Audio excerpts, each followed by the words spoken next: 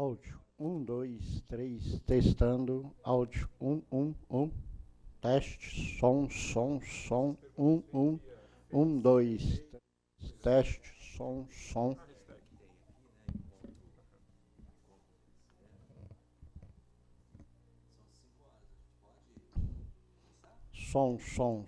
Só nós testar o áudio aqui, você já pode começar. Já dá uma dor. Tevinho, diz aí, pode começar? Balança a câmera aí.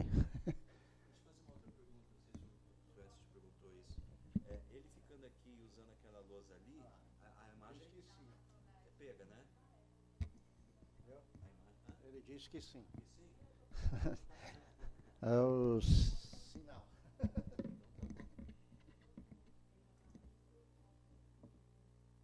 Só sai, deixa eu sair daqui, que a imagem sai muito cara. A imagem sai cara, Vai sair muito caro essa imagem aqui, ó. Imagem de Jesus. com certeza.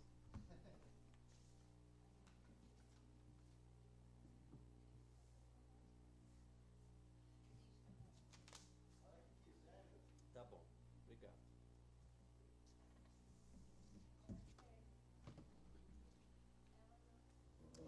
Vai ser gravado também, pode ver? Sim, ele é gravado e depois a gente sobe no canal do NCE, no YouTube, e aí divulga de novo daqui uns 20 dias. Ah, Tá bom? tranquilo. Vamos só fazer os últimos acertos aqui. Ah, você tem aí? Você prefere da garrafinha? Você diz o que é água? Ah, velho. Ah, é? Só para eu poder puxar pra cá isso Claro, aqui claro. agora. Ah, tá bom. Então tá. Então eu fico com o sem fio. É que o sem fio você vai usar se quiser. É, na hora É já. melhor, é melhor. E esse aqui fica aqui pra mim, entendeu?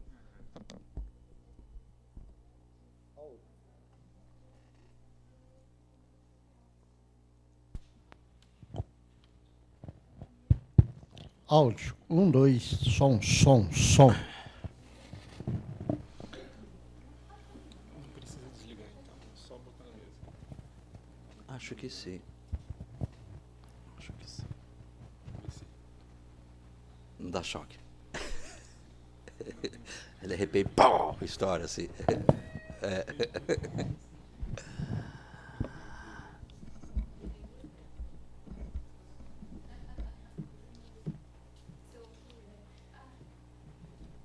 Acho que a gente vai... Não, a gente não vai começar. Acho que a gente vai começar. 17, 5 e 2. Já estamos aqui com o nosso convidado, então vamos dar início ao segundo encontro do NCE. Essa atividade que iniciamos esse ano, sejam bem-vindos os que estão aqui presencialmente, sejam bem-vindos também os que estão nos ouvindo aí à distância, através da transmissão do IPTV USP, que nos dá a condição de ter, então, a participação de vocês à distância.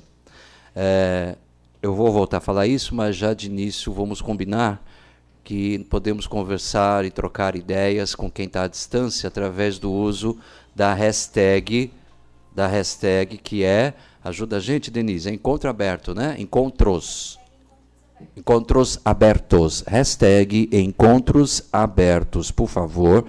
Tá? Quem quiser aí participar, comentando durante a atividade, ou no final, quando a gente vai reservar um período aí para, então, conversarmos com o nosso convidado. Aí nós temos a nossa querida aluna Denise, que está aí nos ajudando, então, a monitorar esse diálogo à distância.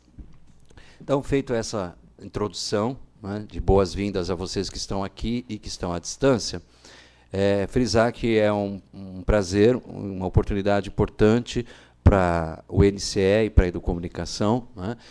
Esse momento de termos aqui o nosso convidado, muito especialmente convidado para esse encontro, o Edson Costa. Ele vai, daqui a pouquinho, passando a palavra para ele, vai poder iniciar se apresentando rapidamente, né, sobre a sua atuação profissional e o histórico dele em relação à Educomunicação, e é uma das razões de termos convidado o Edson Costa para o encontro de hoje. A outra razão é justamente pelo trabalho que ele recentemente desenvolveu na licenciatura em Educomunicação, com a produção do trabalho de conclusão de curso, que é sobre o qual ele vai aqui tratar.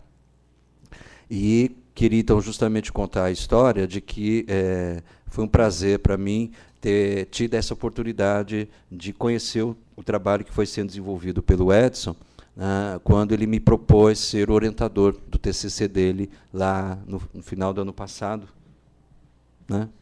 E que foi defendido no início desse ano.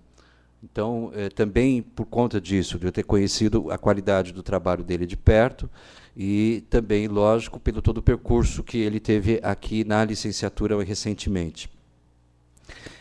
E aí, como eu estava dizendo, o fato da gente tê-lo aqui é a oportunidade de trocar ideias com colegas da área ou de outras áreas a respeito da temática que ele traz, e também pelo fato de termos IPTV USP, depois, né, daqui a algumas semanas, a gente tem como subir, né, publicar o vídeo no canal do NCE no YouTube. Então, acaba sendo uma oportunidade que não se encerra aqui, né, e que é bastante importante para as discussões do campo, né, de trabalho da educomunicação e para as discussões da área do conhecimento, do paradigma, né, da educomunicação. Assim também será a sequência dos próximos encontros. Tá?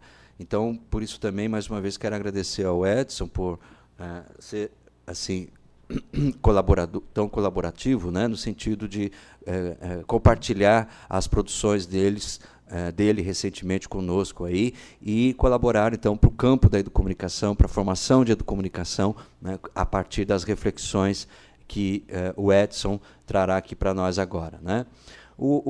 Justamente o tema, né, que o Edson traz para nós, né, é importante por se tratar aí de uma reflexão em torno de um conceito, de uma palavra, né, de um aspecto que a gente usa como se fosse sabão o tempo todo, né, o dia todo, e aí, é preciso parar e entender o que significa isso. Eu estou me referindo ao conceito de mediação, né? Nós, da educomunicação, sobretudo na licenciatura, a gente fala bastante disso desde o começo, e a gente precisa, de repente, se aprofundar mais, entender os vários sentidos, né, desse conceito, até porque a licenciatura aqui ela surge na mesma diretriz da compreensão que foi se tomando, né, se tornando a mediação desde os estudos de José Martim Barbeiro, né, mediações culturais, né? Então, não é de qualquer tipo de mediação que a licenciatura de comunicação trata, é especial mas tem mais do que isso. E aí o trabalho do Edson colabora um pouquinho nesse sentido, né, de retomar esse conceito, contextualizá-lo e aí dialogar a respeito dele na perspectiva da educomunicação, sobretudo. Então, finalizando essa minha introdução, né, é daí que vem o tema proposto pelo Edson lá no TCC, que é o que vai ser tratado aqui, ou seja, mediação da aprendizagem e o perfil profissional do educomunicador, o mediador no contexto da praxis e de práticas educomunicativas.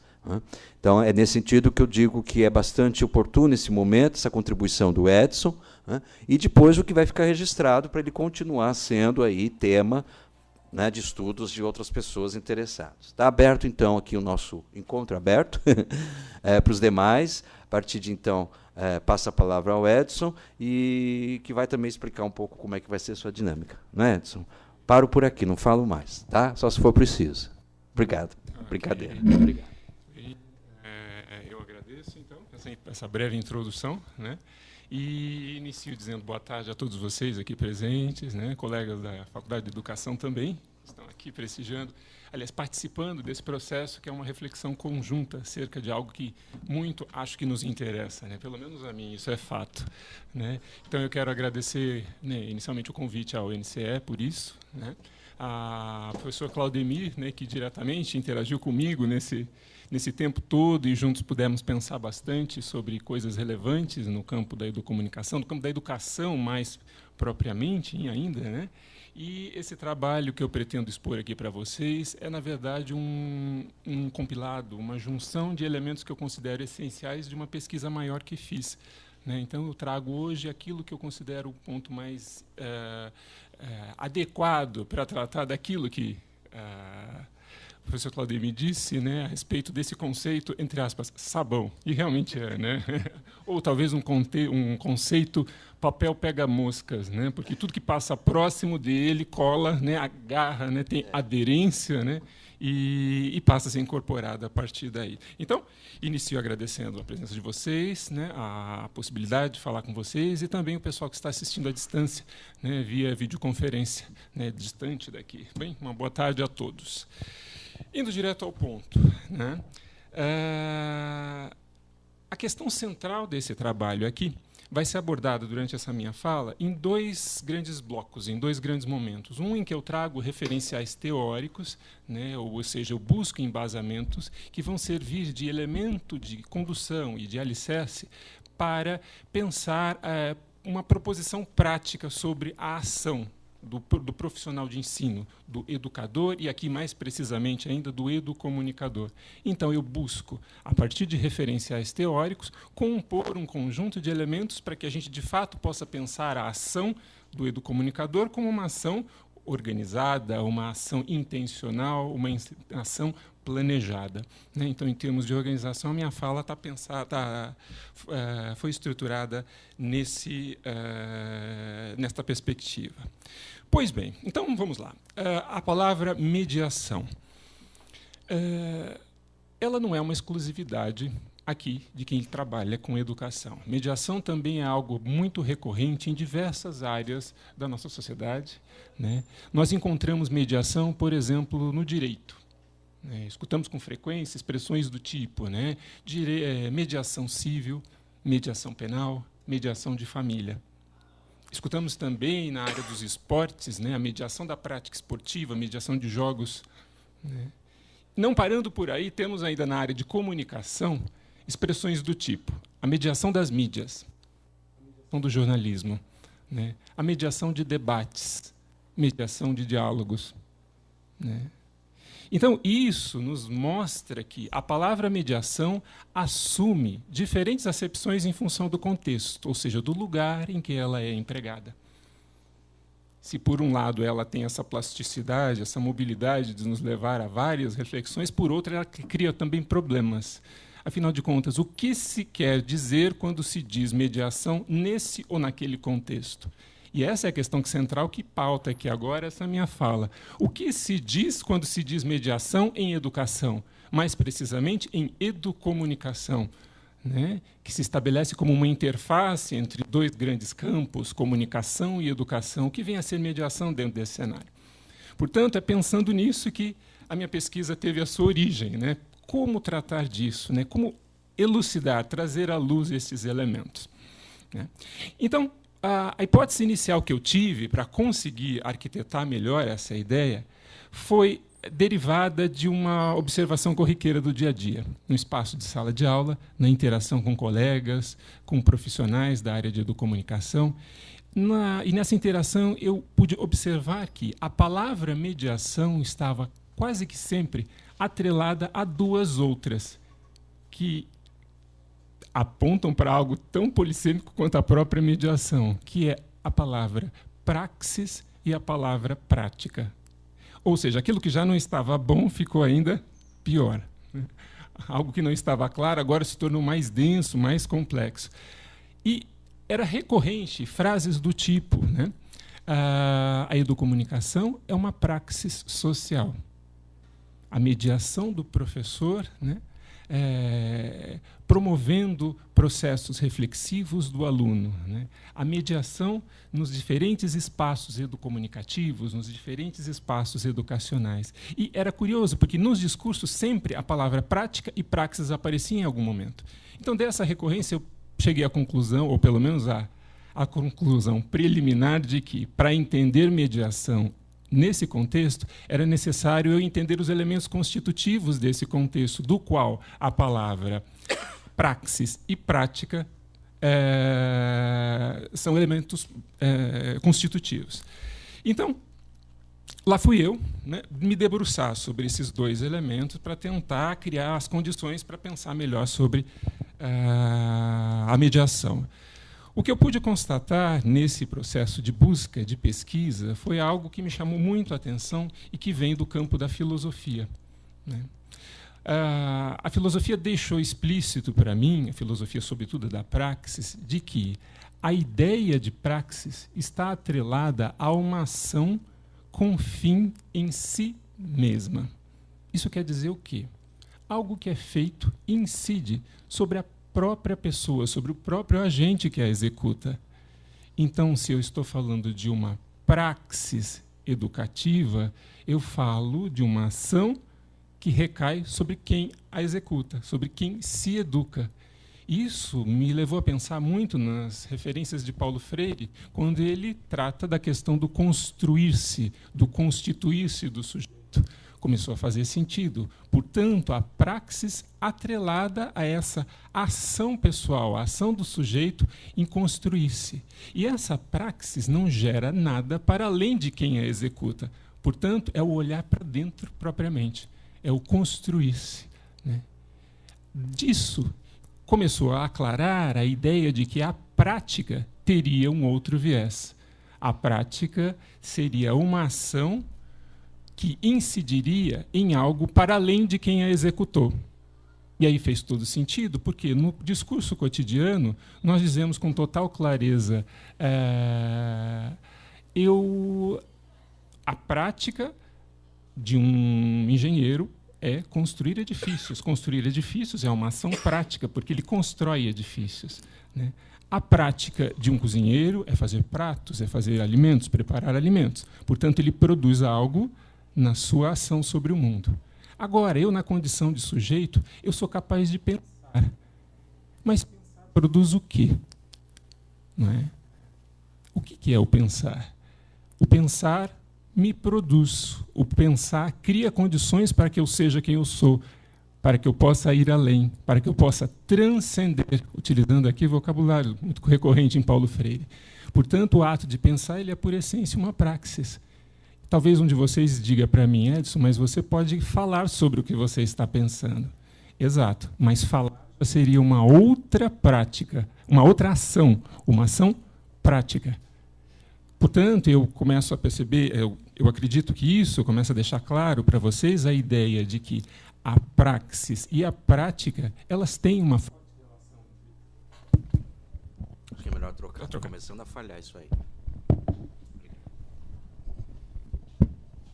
Opa, sim? Então, isso começa a deixar claro que a prática e a praxis, elas têm relações entre si. Ambas são ações. Ações do humano. E isso para nós é fundamental porque o ato de ensinar ele é um ato prático, porque é a ação de alguém sobre alguém. Agora, o ato de aprender a ensinar, ele evoca a praxis do educador, que é o construir-se para conseguir praticar. Então, eu espero que isso comece a deixar claro para vocês algo importante dentro do contexto, né, da prática de ensino, olha a palavra, né, da prática de ensino, ou melhor, da educação, vamos pensar como um campo, né, porque a mediação está atrelada a isso. Né, a mediação, aquele papel pega-moscas, aquele sabão, né, aquele conceito sabão, né, ela está atrelada a isso. E fez todo sentido. E aí eu falei, bom, preciso agora de mais elementos, então, para dar embasamento a esse tipo de percepção. Como eu disse, era preliminar até então.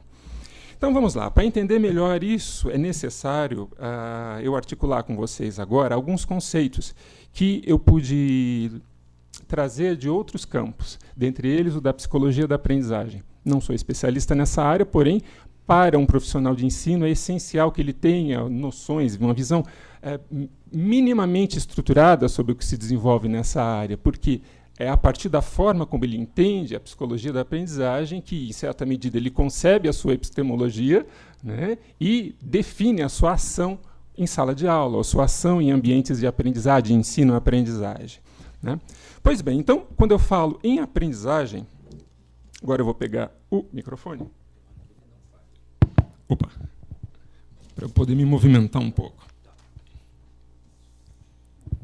Então, quando eu falo em aprendizagem, eu estou falando de um processo de mudança resultante de uma experiência. Então, repetindo, é um processo de mudança resultante da experiência. Essa mudança é estável e adaptativa. É estável por quê? Uma vez instaurada, ela permanece na estrutura do organismo. E ela é adaptativa porque é uma reconfiguração, uma reestruturação, uma adaptação do organismo a essa experiência pela qual ele passa. Então, a aprendizagem é um processo de mudança estável, adaptativa, resultante de uma experiência. A aprendizagem é, portanto, uma resposta adaptativa do organismo à experiência vivenciada, por assim dizer. É importante eu dizer isso porque aqui o pessoal da área de pedagogia estuda muito Dewey, né? Dewey que trata dessa questão da experiência e traz elementos muito significativos para que possamos ampliar essa reflexão nesse momento. Então, ensinar, a ação prática de ensinar, agora eu começo a incorporar os termos, né? A ação prática de ensinar é viabilizar experiências para o outro. Disso fica claro que eu não aprendo pelo outro. Eu executo ações que determinam a minha praxis, que me constituem. Da minha praxis, eu construo práticas que poderão, ou não, viabilizar praxis de outros e gerar neles outras práticas. Começa a ficar claro para vocês o sequencial ou a relação que esses termos começam a estabelecer entre si? Sim? Em termos... Ok? Ótimo. Com isso, pessoal, o que eu estou trazendo para vocês aqui é, na verdade, o entendimento de que a mediação da aprendizagem está sendo abordada aqui numa perspectiva cognitivista, ou seja, numa perspectiva de conhecimento, no qual o conhecimento é entendido como uma construção social. O conhecimento não se constrói de forma isolada, mas numa ação prática e numa ação praxis, na qual nos construímos e, ao nos construirmos e interagirmos com outros, viabilizamos a construção do outro. Ok? Então, esse é um fator bastante importante para nós. Diante desse aspecto, então, eu quero colocar aqui na lousa agora, vou pedir até ajuda do Claudemir, por favor. Aqui só estou com uma mão. Você consegue tirar para mim? Isso. Posso ir pondo? Você me dá aqui, eu ponho para cá. Você põe, tá? Isso, que aí eu já me organizo espacialmente também. Então, pessoal,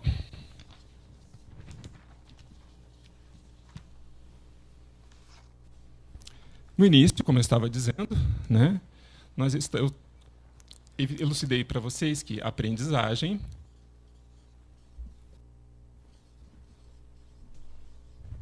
possui uma conexão direta com prática e com praxis.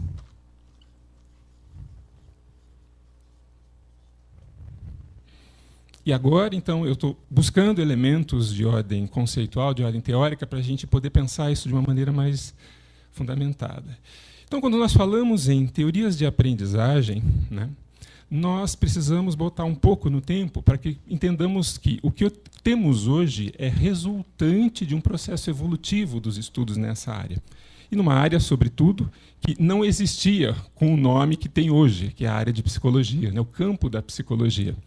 Os primeiros estudos relacionados à aprendizagem, eles datam, com essa intenção que temos hoje, eles datam da virada do século passado para esse. Né? Então, nós temos, é bastante recente.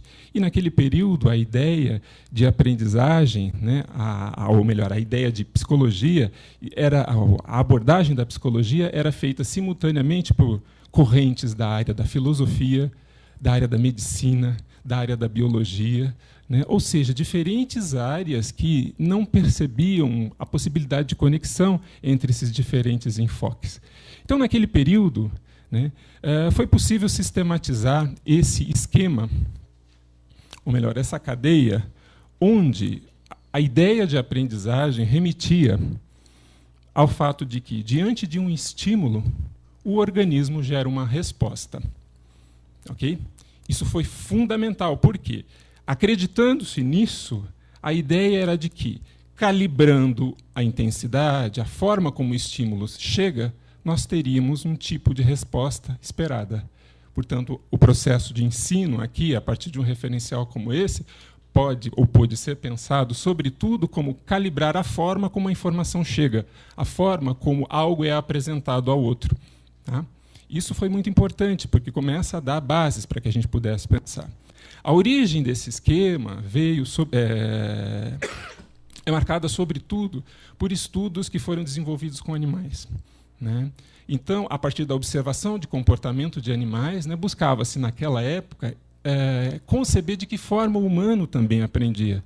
Né? Então, os testes, os experimentos eram feitos a fim de tentar traduzir a maneira como a aprendizagem se processa. Então, desse esquema, que eu considero bastante, que não só eu, né, mas que a área considera muito essencial, beberam vários autores, né, dentre eles Pavlov, né, que tinha experimentos bastante famosos, bastante festejados, né, na área de educação, né, que trabalham esses elementos, Skinner, Watson, ou seja, um elemento estrutural que baseou toda uma concepção de aprendizagem na época. Uma aprendizagem que entendia o conhecimento como uma associação. Então, nós temos aqui diferentes teorias que são construídas nesse momento aqui, em que a ideia de aprendizagem envolvia aquilo que eles chamavam de um cômputo de contingências. Em outro português, isso queria dizer, né, uma somatória de possibilidades que podem ou não vir a acontecer. Agora, imaginem estruturarmos um processo de ensino a partir de um referencial como esse. Eu fazia até uma brincadeira aqui, né? Você aceitaria entrar num avião em que o piloto aprendeu... Até hoje ele nunca derrubou um avião, tá? Mas ele aprendeu ali, fazendo. Né? Nunca derrubou. Mas você toparia entrar no avião sabendo que ele não teve uma estruturação, um processo de ensino, um processo de aprendizagem tal qual concebemos hoje, considerando a formação profissional? Você entraria tranquilamente? Ou toparia ser atendido por um médico que não teve uma formação regular, ou não teve uma estruturação um pouco mais... Bom, vou evitar fazer adjetivos, trazer adjetivos aqui. Né? Então, isso nos leva a pensar porque elementos dessa ordem, fundamental até o que a gente vê hoje na área da didática, como as abordagens conteudistas, de que, trazendo o conteúdo, a aprendizagem se manifesta no outro. Calibrando o conteúdo, a informação que chega, o processo de resposta do outro é a aprendizagem. Então, isso é um fator importante para nós, porque isso data dos primeiros estudos da área de psicologia da aprendizagem, que são fundamentais, eles são balizadores. Né? Porém, eles não se bastavam naquela época, tanto que chegou um autor bastante famoso entre nós, que é Vygotsky, que pega e estabelece... Opa, esse daqui está morrendo.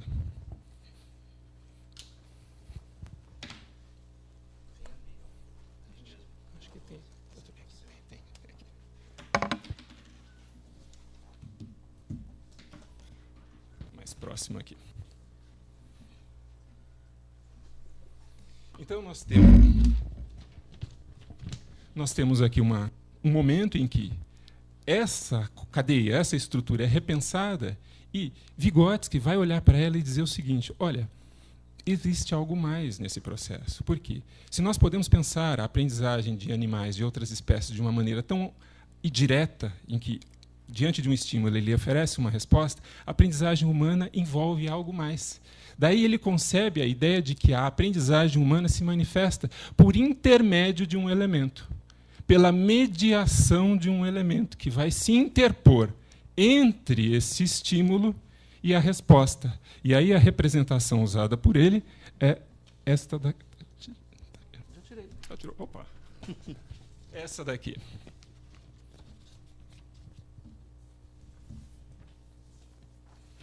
Então, esse elemento intermediador entre o estímulo e a resposta será decisivo na condição de humanos aprenderem.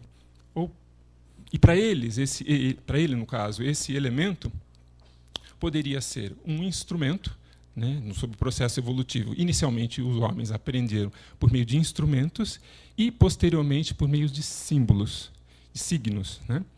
Esses instrumentos seriam elementos que nós utilizamos no dia a dia para definir a nossa ação prática sobre o mundo. Então, se eu dou como exemplo a situação num café da manhã, em que você está ali e precisa cortar um pão. Você, portanto, usa uma faca para que a sua ação prática sobre esse pão possa ser exercida. Então, a relação que você estabelece com esse objeto real é por meio de um instrumento que torna possível a ação de cortar. O mesmo seria se eu observasse o varrer de um chão com uma vassoura. A vassoura torna possível a sua ação de varrer. E assim por diante com N outros elementos. Né? Isso é bastante claro, bastante óbvio, porém, ele percebeu que nós, humanos, além desses elementos físicos, desses instrumentos, né, dessas ferramentas, podemos conceber, aliás, entendemos a nossa ação pelo mundo por intermédio de outros elementos que são de ordem simbólica. Né? São signos. E esses signos são decisivos para nós porque eles vão permitir que nós operemos num âmbito, num espaço de abstrações. Então, aqui hoje, um exemplo disso, eu posso dizer que alguns de vocês aqui são casados. Outros são noivos. Outros não são casados nem noivos. Por dedução, talvez vocês digam, por conta da aliança, Edson?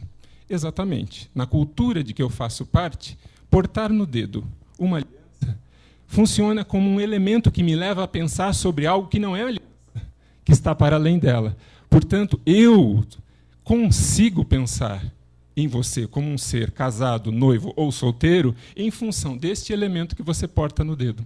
Então, esse elemento funciona como um intermediador entre o estímulo e a resposta que eu dou a ele. Então, ele me permite compreender o mundo de uma outra forma, coisa essa que animais não fazem. A isso, então, dentro da área de psicologia, dá-se o nome de funções psicológicas superiores. Né? Essas funções são processos voluntários, são ações conscientemente controladas, mecanismos intencionais que nós humanos temos e que estão à disposição contínua do nosso aprender.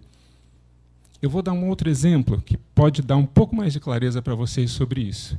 Eu vou pedir que, durante alguns instantes, vocês fechem o olho e acompanhem, tentem imaginar isso que eu estou dizendo. Tudo bem? Isso vale para o pessoal que está em casa, ou à distância também.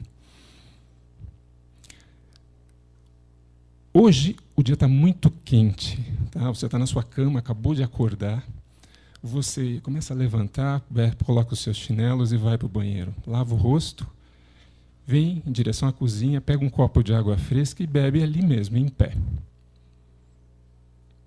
Ok. Eu vou pedir para vocês abrirem os olhos agora.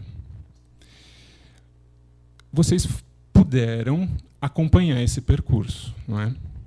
Vocês puderam ver, imaginar a casa, né, que foi narrada aqui, que é a sua casa. Portanto, a representação de casa que você traz a partir da sua experiência com aquela casa em que você mora. Né? Isso só foi possível de acontecer porque você é um ser dotado de funções superiores. Ou seja, a memória na qual o registro casa existe para você foi acionada de maneira intencional nesse momento em que eu contei a história. Isso foi pedido de vocês. Portanto, isso é próprio de humanos. Isso são funções superiores. Isso é uma das funções superiores. Mas não é a única. Eu poderia dizer uma outra coisa. Eu acho que agora não é um bom momento para comprar casa. Eu estava pensando em comprar uma casa, mas, poxa, com a situação econômica do país, não dá. Acho que eu vou deixar para fazer isso, talvez no ano que vem, esperar a economia melhorar um pouco. Essa é uma fala simples, cotidiana para vocês, não é? Comprar casa talvez não, mas o evento em si, né, a ideia de comprar uma casa. Eu só consigo pensar isso que eu acabei de dizer porque eu sou um ser dotado de funções superiores. Ou seja, eu sou capaz de antever futuros, de planejar. E isso só ocorre por intermédio, por uma mediação, na qual eu consigo imaginar, por meio de linguagem, algo que não existe, algo que está por vir. Então, isso é função superior também.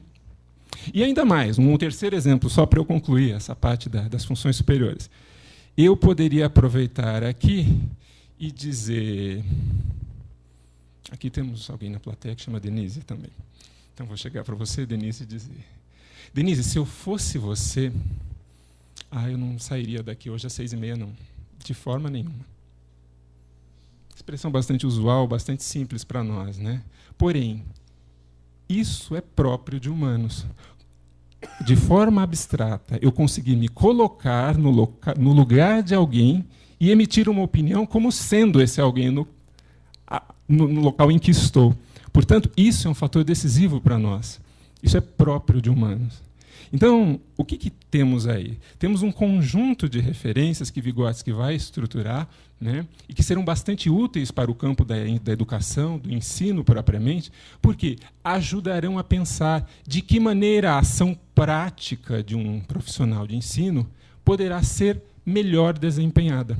Nós não estamos falando aqui de um script a ser seguido, mas um grande referencial a ser utilizado como elemento de base, né? E em Vygotsky, a palavra aprendizagem ela é muito diferente do significado que ela tem em português, porque a produção teórica dele, a produção científica de pesquisas, foi redigida em russo, né? E em russo, a palavra aprendizagem ela evoca simultaneamente quem aprende e quem ensina.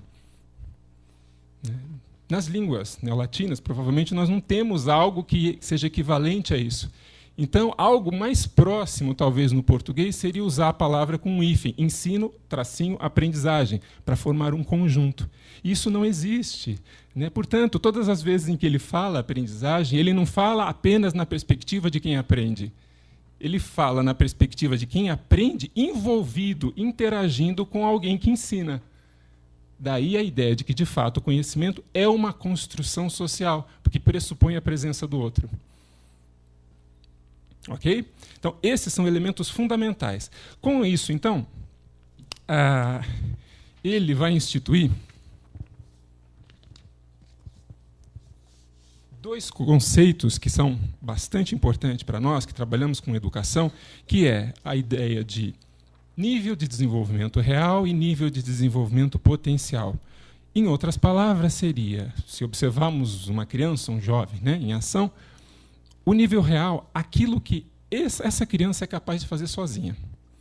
Diante de um pedido de tarefa, eu solicito que ela faça e ela desenvolve conforme o solicitado. Porém, existe uma outra possibilidade, aquela de que eu, na condição de um professor, de um educador, olho para ela e falo: essa criança tem condições de fazer algo mais se for ajudada por mim. Então, na perspectiva de Vygotsky, essa distância, né, esse chamado espaço existente entre aquilo que a criança faz sozinha e aquilo que ela consegue fazer com a ajuda de alguém mais experiente, ou seja, numa interação social, serve de alicerce para a constituição daquilo que, para nós, educadores, é extremamente importante, que é a ideia de zona de desenvolvimento proximal. Então, a gente está aqui num percurso, né, em que esse esquema é ampliado por Vygotsky.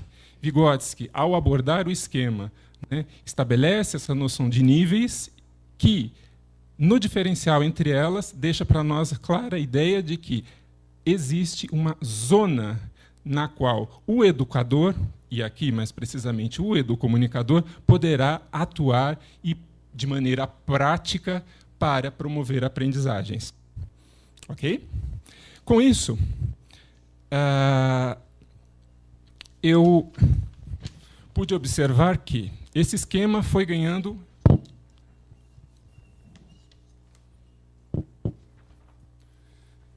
foi sendo enriquecido ao longo dos estudos. Dentre os pesquisadores que trabalharam isso, a gente tem Piaget, né, que pegou e explorou melhor essa questão, mas não é o trabalho de Piaget propriamente sobre o qual eu me foquei aqui na pesquisa. Eu me foquei sobre um dos estudantes do Piaget, né, que, apropriando-se do que o seu orientador, o seu professor inicial, né, trouxe, né, concebeu algo que, para mim, foi bastante valioso na estruturação de um referencial sobre a ação prática de um profissional de ensino. Piaget traz bases fantásticas sobre a reflexão, né, sobre o modo como a aprendizagem se desenvolve nas diferentes fases da vida e por aí vai, né, principalmente no desenvolvimento da criança. Agora, o Forsten, que foi seu discípulo, né, traz para nós uma perspectiva muito interessante, porque ele, a partir do que disse Piaget, incorpora esse terceiro elemento como um elemento intermediário que vai simultaneamente agir sobre o estímulo e sobre a resposta. Isso para nós é relevante porque vai dar bases para que pensemos a prática do ensino de fato como uma prática intencional, não casual, e fundamentado na ideia de que nós, humanos, construímos o nosso saber por intermédio de elementos que são de ordem material, de ordem instrumental, ou, sobretudo, de elementos de ordem simbólica. Né? Daí que, por exemplo, nos estudos de Vygotsky, falamos em a mediação estabelecida pela linguagem. Tá? Convém lembrar aqui que em Vygotsky, quando se escuta linguagem, não é a qualquer linguagem que ele se refere, mas mais precisamente ao ato da fala, ao uso da língua. Em Vygotsky não trata de, por exemplo, estamos numa escola de comunicações e artes aqui, ele não fala da linguagem da música, pelo menos nesse enfoque. Ele não se ocupa de tratar disso, a linguagem do cinema, a linguagem do teatro e assim por diante. A proposta é pensar a linguagem na concepção de elemento estrutural que dá base ao pensamento, ao verbo, à ação do sujeito sobre o mundo. Portanto, é essa linguagem que nos interessa. Então, nesse sentido, o Forsten, que foi aluno de Piaget, traz um enriquecimento para nós. Talvez vocês perguntem, mas quem foi Forsten? Quem é Forsten? Ele é quase contemporâneo nosso, ele faleceu há alguns anos, recentemente, e é interessante a história dele porque, após os estudos que ele desenvolveu com Piaget, ele migra para... Ele, estando em Israel, com a família, ele participa de todo o processo de formação do Estado de Israel, após 1940. Então, naquele período, um grande contingente de cerca de 6 milhões de pessoas, pelo que eu pude observar, pelo que eu pude constatar, vai para retomar o espaço, para habitar a região, então, denominada Israel, e, nesse processo, um grande contingente de crianças apresentava problemas. Eram os chamados filhos da guerra. Crianças, adolescentes, com problemas graves de processos de aprendizagem. E os desafios que Forsten tinha naquele cenário não eram apenas teóricos, de conceber teorias sobre o que poderia vir ou não ser aprendizagem. Ele tinha desafios reais para lidar. Então, foi natural, na sua concepção, a ideia de que ele precisava, a partir de um referencial constituído até então, criar formas de uma ação efetiva de alguém que precisa trabalhar de forma adequada à aprendizagem de outros. E é aí, então, que ele institui algumas bases conceituais que vão compor todo o seu referencial teórico. As principais são essas. Eu trouxe escrito para que você, como é o primeiro contato da maioria de vocês com esses termos, acho que isso facilitaria. O primeiro conceito é o de modificabilidade cognitiva. Ele passa a ser um princípio de toda a concepção teórica de Forsten, porque ele acredita que o organismo, que a pessoa é capaz de modificar, é próprio da pessoa a modificação. Olha a ideia de adaptação que eu trouxe lá no início da minha fala, de ajuste, de adequação, de reconfiguração. Então, é um princípio da sua teoria a ideia de modificabilidade. O humano é um ser modificável. E essa modificabilidade, que é o termo que ele usa, cunhado por ele, é possível através de uma experiência específica, que ele vai intitular como experiência de aprendizagem mediada. Essa experiência, então, irá ocorrer naquela situação em que alguém mais experiente ensina aquele que não tem essa experiência incorporada, essa representação constituída em si. Então, vocês começam a observar que a proposta trazida por Forsten está dando uma continuidade a esse referencial estabelecido por Vygotsky. Então, a gente vê ecoar em Forsten a proposta inicial teórica estabelecida pelo primeiro. Ok?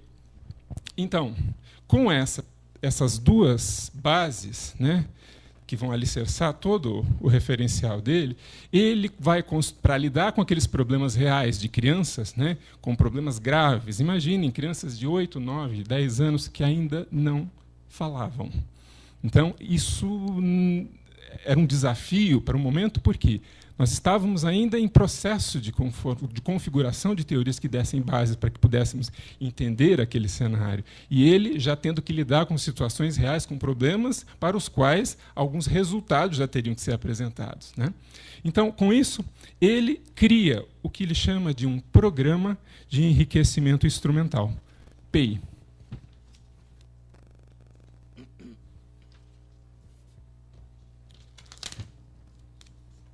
O programa de enriquecimento instrumental. Esse programa não é meramente uma metodologia, uma técnica, mas um processo para o qual uma série de elementos precisam ser seguidos. E nesse processo, pelo percurso vivenciado pelo vou chamar de aluno aqui, tá? Aqui o aprendiz, né, vindo da perspectiva dele, o percurso vivenciado pelo aprendiz, o tempo todo é desenvolvido por mediações exercidas por um sujeito, no caso ali um sujeito adulto.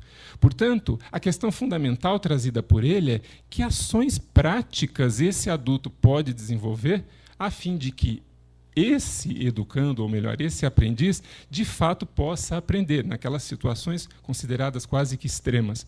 Então, esse programa teve uma importância muito significativa naquele momento, porque ele gerou resultados impressionantes naquele contingente populacional que apresentava problemas de aprendizagem grave, né? E isso, para nós aqui, traz uma contribuição que eu considero efetiva, pois a maneira como ele estrutura o perfil de quem irá trabalhar com essas crianças e jovens, a fim de desenvolver o programa de enriquecimento instrumental, ou seja, o referencial que ele traz para esses profissionais de ensino, serve de maneira muito interessante para que nós hoje pensemos a ação de um educador. Porque, se nós formos observar no discurso cotidiano, agora eu falo até vindo um pouco dos estudos da pedagogia, né, há um discurso bastante forte em trabalhar a transcendência, em deixar a liberdade, né, o deixar fazer, algo muito próximo do contingência, desde que as contingências vão tomando conta da vida. Temos até exemplos, né, de alguns professores que trabalham nessa perspectiva, deixa o aluno completamente livre, né? Não que isso seja um problema, porém precisamos levar em conta a que fim isso se destina. Eu falo isso, pois eu sou um profissional de ensino, né, e agora eu aproveito para me apresentar, né, de forma invertida, normalmente se faz isso no começo, né? Eu sou um profissional de ensino, eu trabalho numa instituição pública focada em ensino profissional. Portanto, é um ensino que tem que gerar como resultado capacidade de agir de um profissional que vai para o mercado. Eu não posso imaginar que, após um curso, esse profissional saiba apenas falar ou refletir sobre questões. Ele, além de praxis, tem que ser prático, ele tem que agir sobre o mundo. Aí volta a questão do piloto de avião, né? E não só o piloto de avião, mas diferentes outras profissões. Ele é alguém que precisa estar no mundo, agir e gerar resultados nesse mundo. Caso contrário, a instituição na qual eu trabalho perde o seu sentido, né? É uma instituição que trabalha, sobretudo, tecnologias. Observam como isso ocorre, né? Então, isso é muito importante para nós, porque vai mostrar que a ação desse educador ela precisa ser planejada, ela precisa ser trabalhada com critérios. Então, é nisso que a base do programa de enriquecimento instrumental vai se apoiar. Eu vou pedir para o Claudemir... Aqui, deixa eu ver se eu consigo. Tá aqui. Eu vou colocar... Tá aqui. Uma das folhas que o pessoal aqui que está no auditório recebeu é uma folha com os 12 critérios de mediação. Tá? Observem. É o quadro da página 44. Tá? Perdão, peguei aqui, está errado. Você consegue colocar para mim, Claudemir, por gentileza? Está em mãos. Está aqui.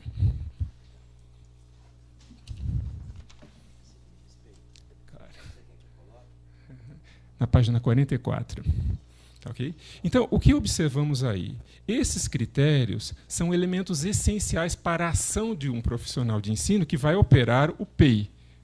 Então, eu gostaria que vocês observassem que eles apontam os elementos essenciais que vão constituir a ação desse profissional de ensino dentro desse programa. Eu gostaria que vocês, ao lerem isso, tentassem transcender os limites do texto ou os limites do programa, mas já buscassem aplicar isso ao contexto profissional em que vocês atuam. Então, observem, por exemplo, o primeiro, são no total 12 critérios. Tá? Os 3 primeiros, que são a intencionalidade e reciprocidade, né?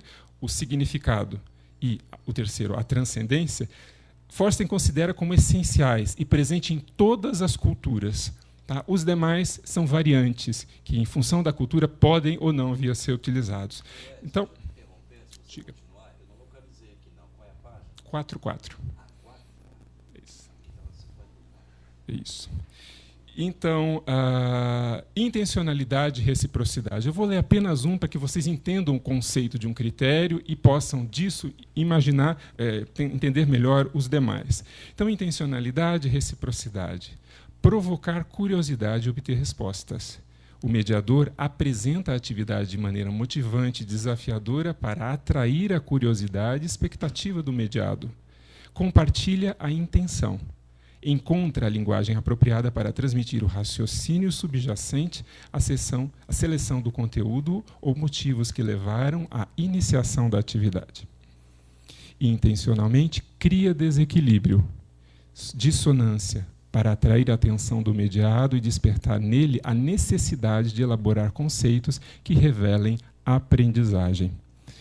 Isso aqui, pessoal, então, o que nós temos são parâmetros essenciais para a ação prática de um educador.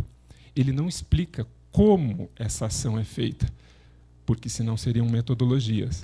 Né? Ele traz apenas elementos de base que deverão fazer parte da ação do educador, do professor, né? Independente da metodologia que ele adote como sendo a mais adequada para o seu perfil de alunos. Ok? E isso pensado no universo desse PEI. E observem que isso também ocorre nos demais. O critério seguinte, que é o do significado, né? Atribui e compartilha significados e valores. Né? O da transcendência, extrair e transferir conhecimento. E aí ele detalha como isso ocorre. E por aí vai, até o número 12. Esses critérios, então, são elementos balizadores da ação prática do educador. Ele diz, olha, você pode educar, você tem condições de educar, desde que na sua ação isso esteja presente. Por quê? Ele cria essa abordagem para o programa de enriquecimento instrumental. E nós, que somos educadores, que não trabalhamos a questão do programa de enriquecimento instrumental, podemos beber desses mesmos critérios para imaginar ou criar elementos de ação para enriquecer a prática que desenvolvemos no nosso dia a dia. Então, com esses critérios, ele parte para definir o que ele chama de características da figura do mediador. Aí é na página 53. Consegue por aí? Essas características eu acho muito interessante, esse conjunto de características eu acho interessante, porque ele, num determinado ponto, ele explicita de maneira totalmente aberta a ideia das competências profissionais do mediador. Isso parece curioso para nós, né? Estamos falando de teoria de aprendizagem, agora nós estamos falando de algo realmente de ação prática sobre o mundo. Quais competências tem que ter o profissional de ensino? Né? E olha o que ele propõe para esse contexto aqui do PEI. Tem conhecimentos atualizados de seu trabalho docente.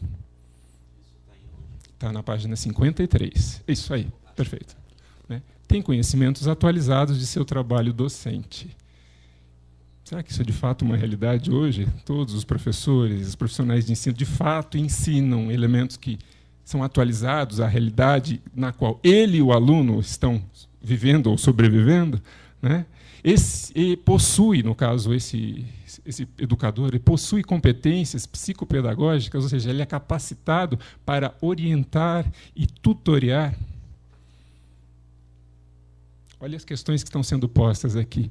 Conhece os métodos de trabalho, estratégias e técnicas de estudos adequadas ao aluno, além de programas de intervenção educativa, e ele ainda é capaz de interpretar relatórios. Isso daqui não parece uma descrição de cargo de uma empresa?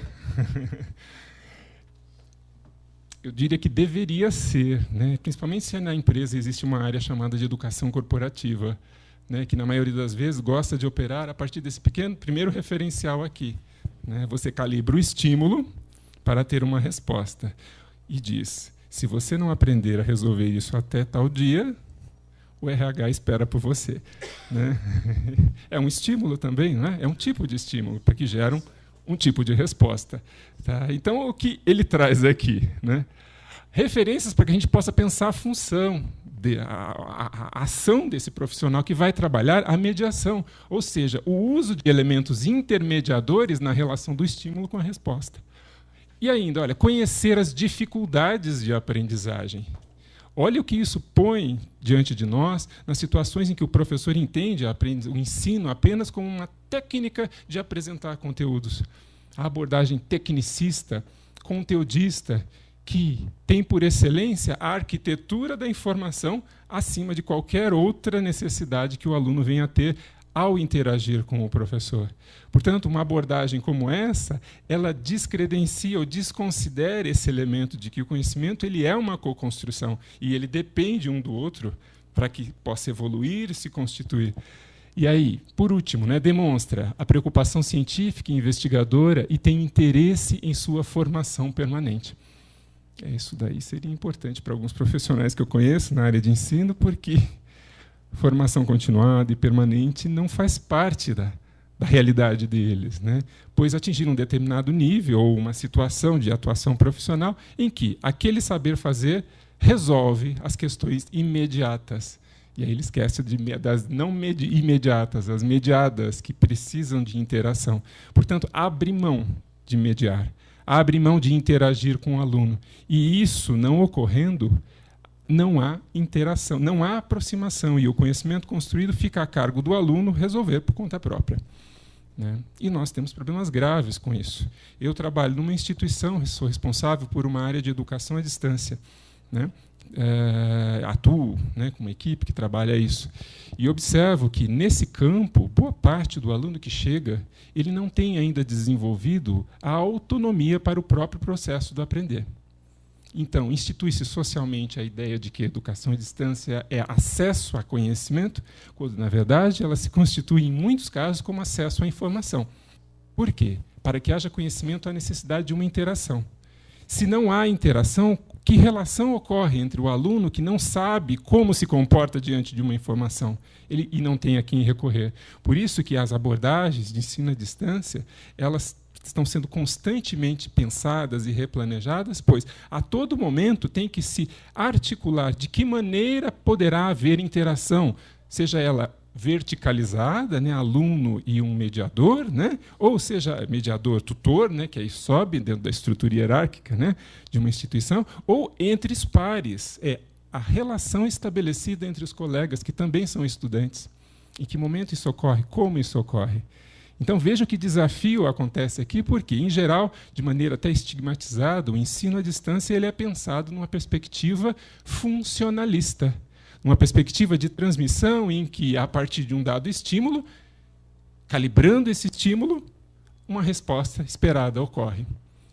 Né? E aí não é nada de se espantar que, em boa parte de cursos de educação à distância, nós observamos desistência. Os primeiros dias iniciais, os primeiros meses, as turmas são enormes, né? Conforme o tempo vai passando, né, as coisas vão reduzindo, vão diminuindo. Por quê? Né? Então, isso é uma questão fundamental, que eu falo até para os alunos que interagem comigo. Olha, a área de educação à distância ela evoca do aluno uma autonomia que, muitas vezes, ele tem que resolver por conta própria. Caso contrário, ele não acompanha o desenvolvimento daquilo que é proposto. Então, olhem para nós aqui como fica a questão da mediação dentro desse cenário. E nós não estamos falando aqui só de tecnologia, porque, na maioria dos casos, quando se fala em mediação, em educação, imediatamente pensam em tecnologia. Coloque isso disponível na rede, envie para o aluno. Cadê as apresentações? Aquilo não ocorre. Né? Vejam esses elementos, né? Porque isso é essencial para que a gente possa, de fato, pensar uma educação que gere mudanças. Se a mudança é resultante de uma experiência, que experiência apresentar conteúdo, o ato de apresentar conteúdo unicamente, gera para o aluno? Essa experiência é significativa? Lembrando que essa questão significativa é fundamental para nós, porque desse pontilhado para cá, inicia-se um grande conjunto de teorias de aprendizagem, né, algumas trazidas por Vygotsky, mas um grande conjunto de teorias com enfoque construtivo ou construtivistas, né, que vão acreditar na ideia de que o conhecimento, a aprendizagem se manifesta a partir de um conhecimento prévio existente. Então, numa situação como essa, é muito comum, nesse tipo de abordagem, professores chegarem para os alunos e estimulá-los a partir de perguntas como: o que você sabe sobre isso? Ele apresenta uma imagem no quadro e pergunta: o que vocês acham dessa imagem? Tá? Conte para mim o que ocorreu em determinada situação. Portanto, dessa fala introdutória, o mediador ou o professor busca elementos para compor a melhor estrutura de linguagem, a melhor fala, para, de fato, criar uma situação significativa para esse aluno. E convém lembrar aqui que significado é um fenômeno do pensamento. Portanto, significar o mundo é mobilizar pensamento, é praxis. Portanto, é a ação prática de alguém para mobilizar a praxis de outro, ou seja, estimular processos reflexivos, processos simbólicos, no qual esse outro se construa, ou se constrói, melhor dizendo. Coerente para vocês esse movimento, pessoal, que eu tento desenhar aqui desde o início até agora, trazendo uma série de elementos conceituais, né? Então, com isso, né, que eu chamo de um referencial bom para ser utilizado, inclusive, para processos seletivos, né, para professor, né? Precisamos de professor na nossa instituição. Olha, então, a descrição da função é essa, né? Acho que seria interessante para a gente ter aí como um parâmetro bom. Eu migrei para um outro elemento constitutivo ainda dessa estrutura do PEI, que era o quadro 3, na página 57. Claudemir, você consegue pôr para mim, por gentileza?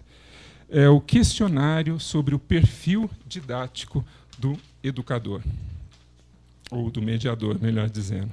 É um questionário com 32 perguntas e que o próprio mediador faz a si.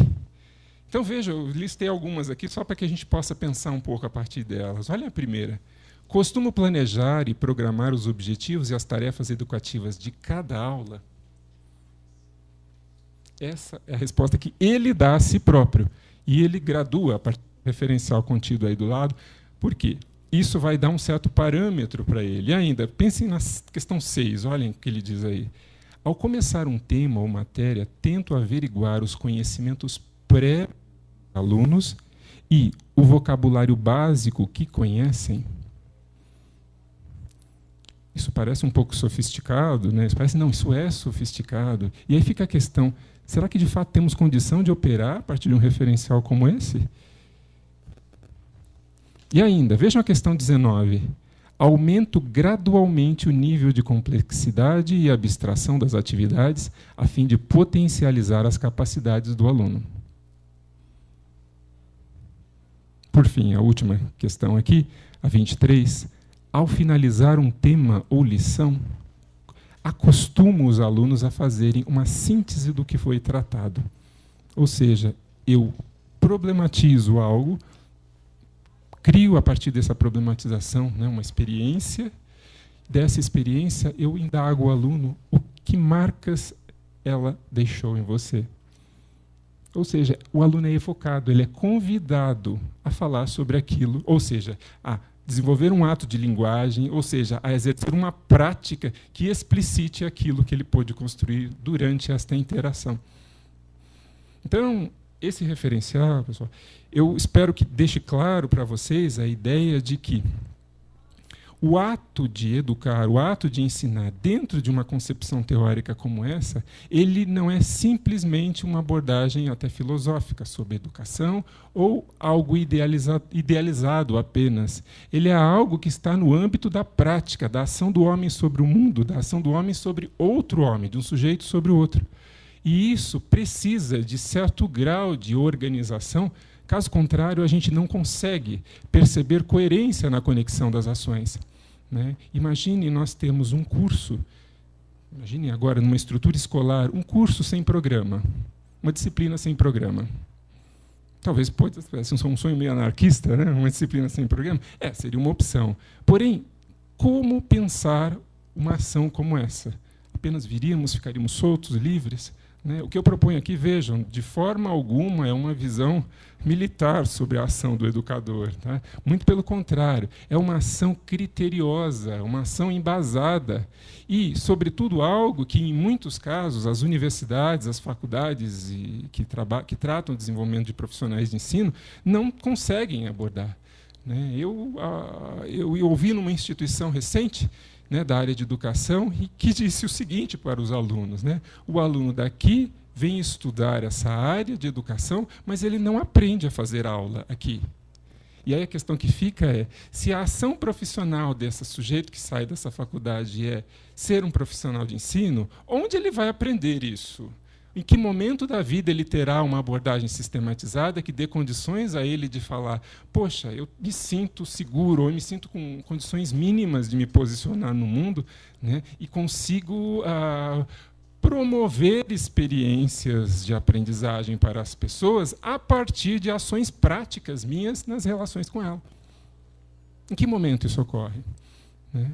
Portanto, aí fica a questão que para mim foi bastante pungente o tempo todo, é que, de fato, há uma necessidade na área de ensino de elementos estruturantes que deem minimamente base para que a ação prática do educador possa ocorrer de maneira coerente, que ela potencialize o processo de significação, ou seja, o processo de pensamento reflexivo desse sujeito nas interações que ele vai tendo ao longo das experiências dentro de um determinado curso ou de uma disciplina.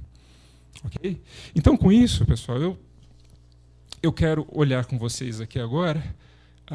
Eu vou pedir para você abrir o PowerPoint, por favor. Aqui, o 3. Já que eu estou falando em estrutura, o que estruturou, né? O que deu base, pelo menos, a isso que eu estou trazendo para vocês aqui hoje? Esse foi o elemento, um conjunto de elementos norteadores do meu trabalho. Né? Quando eu comecei a pensar sobre a ideia de mediação, né, aliás, ao pensar a ideia de mediação, a minha intenção com isso foi compreendê-la, né, o processo da mediação da aprendizagem na atividade de ensino desenvolvida pelo educomunicador. Por quê? Como eu disse no início, a palavra mediação se aplicava a tudo. E é uma palavra que, em muitos casos, me parecia vazia. Portanto, esse era o meu desafio diante dessa situação, problema com a qual eu parava.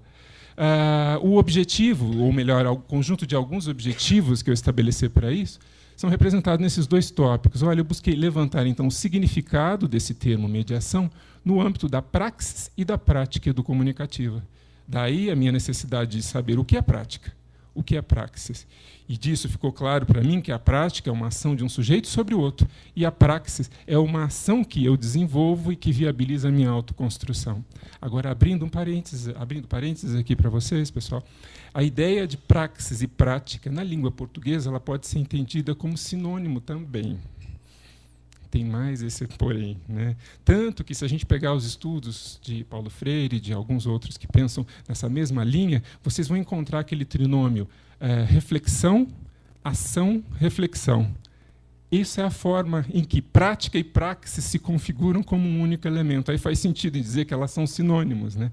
Só que, para nós que somos educadores, eu acho, e sobretudo comunicadores, isso bota em xeque uma série de coisas, porque ora usamos uma, ora usamos outra. E quem chega de fora e observa esse tipo de fala, questiona o que ele está dizendo, porque que no momento ele está falando que isso é praxis educomunicativa e naquele outro momento ele está dizendo que é uma prática educomunicativa. O que é isso? O que cada um desses elementos vem a ser? Então, diante dessa questão, eu formulei as seguintes definições, a partir desse referencial embasado nesse conjunto aqui que eu apresentei a vocês. A praxis educomunicativa, né? Uma ação reflexiva que gera ação sobre si mesma, o construir-se de cada sujeito, e permite transformar a realidade por meio de um movimento consciente de leitura de mundo. A leitura de mundo é o próprio processo de significação. O processo gerado a partir de um elemento intermediador que vai balizar, que vai interceder entre o estímulo e a resposta que eu dou sobre o mundo com o qual eu opero, no qual eu opero. Né? Ela é a praxis educomunicativa é uma ação reflexiva. ela é voluntária, ela é intencional e planejada para estimular o desenvolvimento de aprendizagens, olha o estímulo, o desenvolvimento de aprendizagens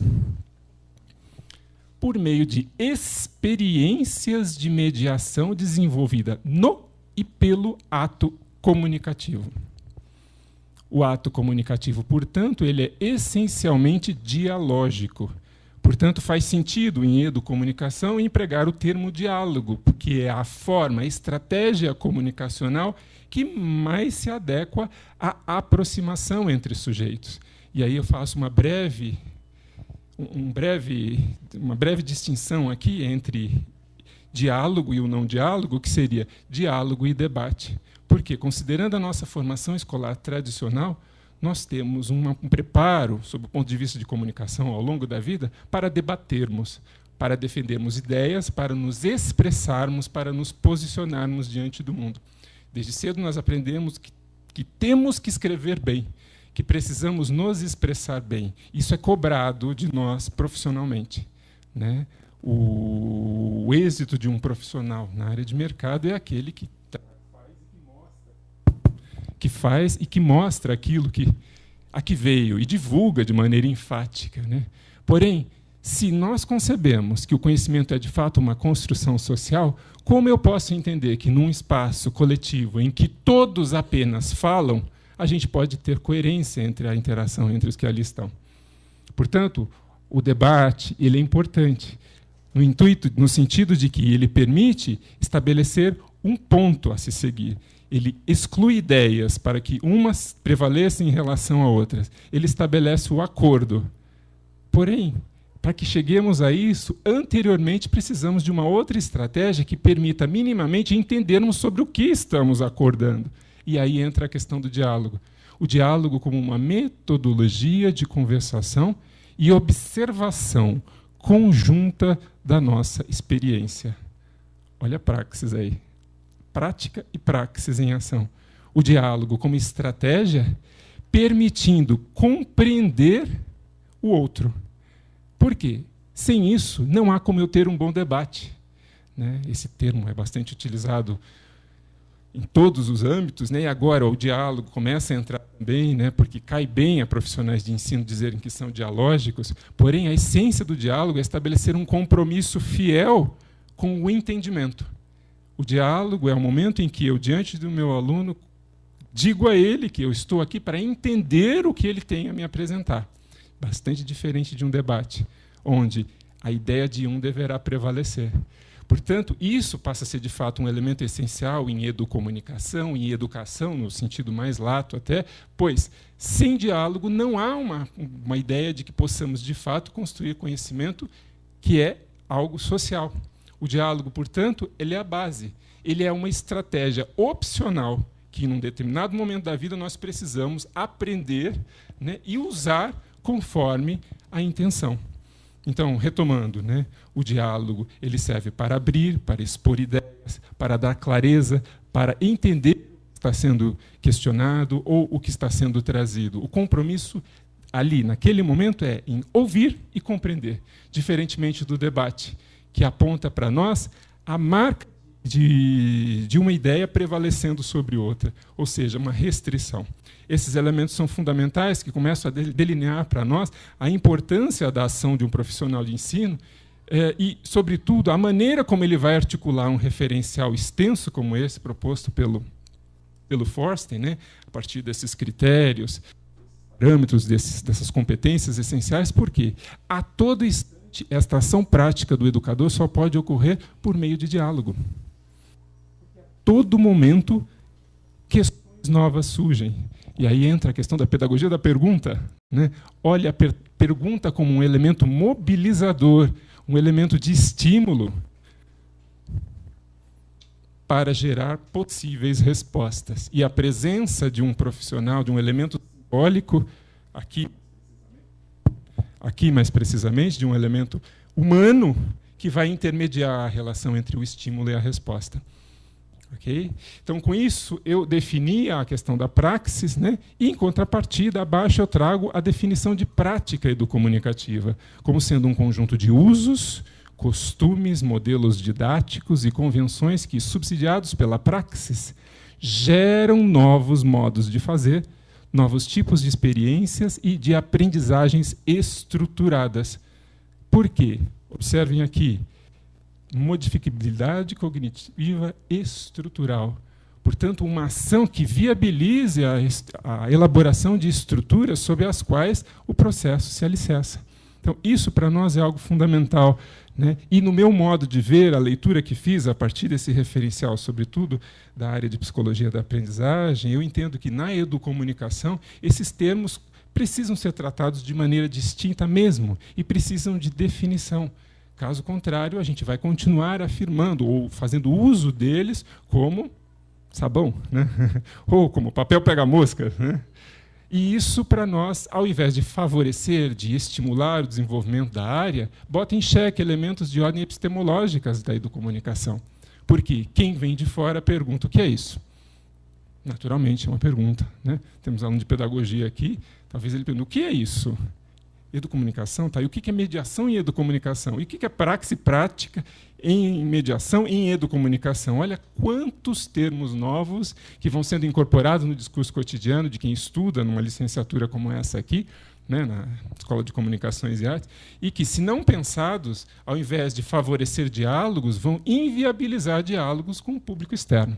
Então, isso é um fator importante. E aí, mais um. Seguinte. Opa. Deu. A síntese, né?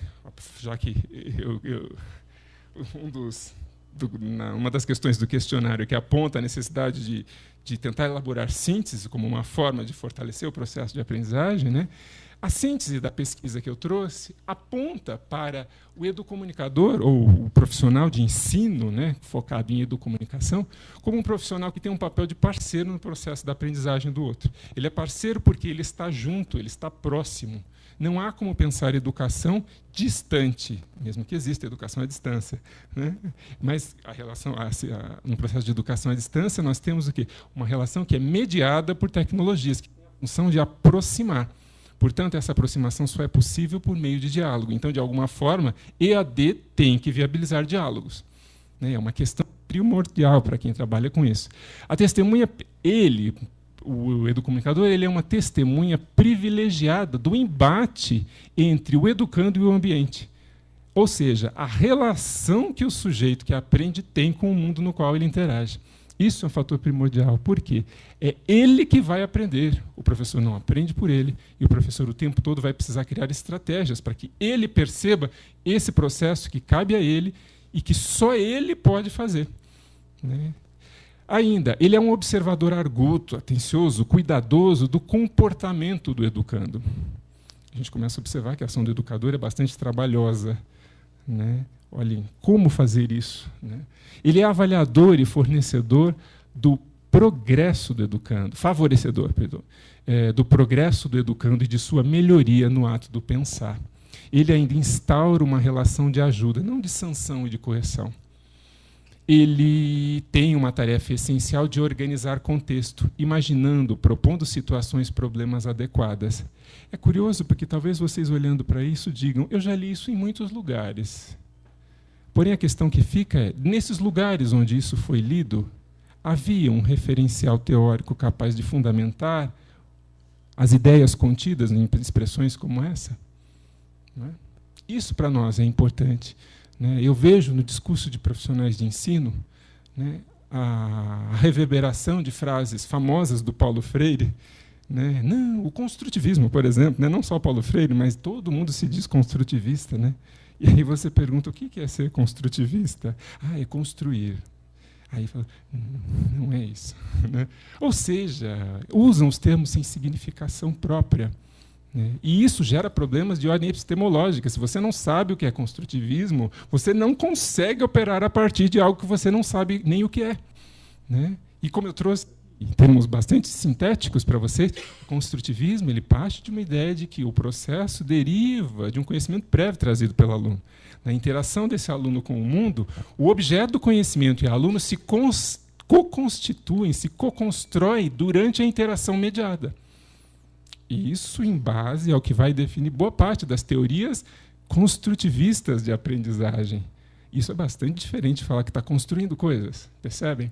Portanto, olha a questão grave que todos nós estamos encarando diariamente se não tivermos clareza de que os termos que usamos definem a maneira como agimos no mundo. Isso é o que motivou eu fazer essa pesquisa e tentar clarear a ideia de mediação, de praxis e de aprendizagem. E aí, por fim, o último... desculpe, já vi. Não, é esse mesmo. Desculpe. As contribuições que eu imagino que esse meu trabalho possa trazer para um diálogo sobre esse campo, né, envolvendo a mediação.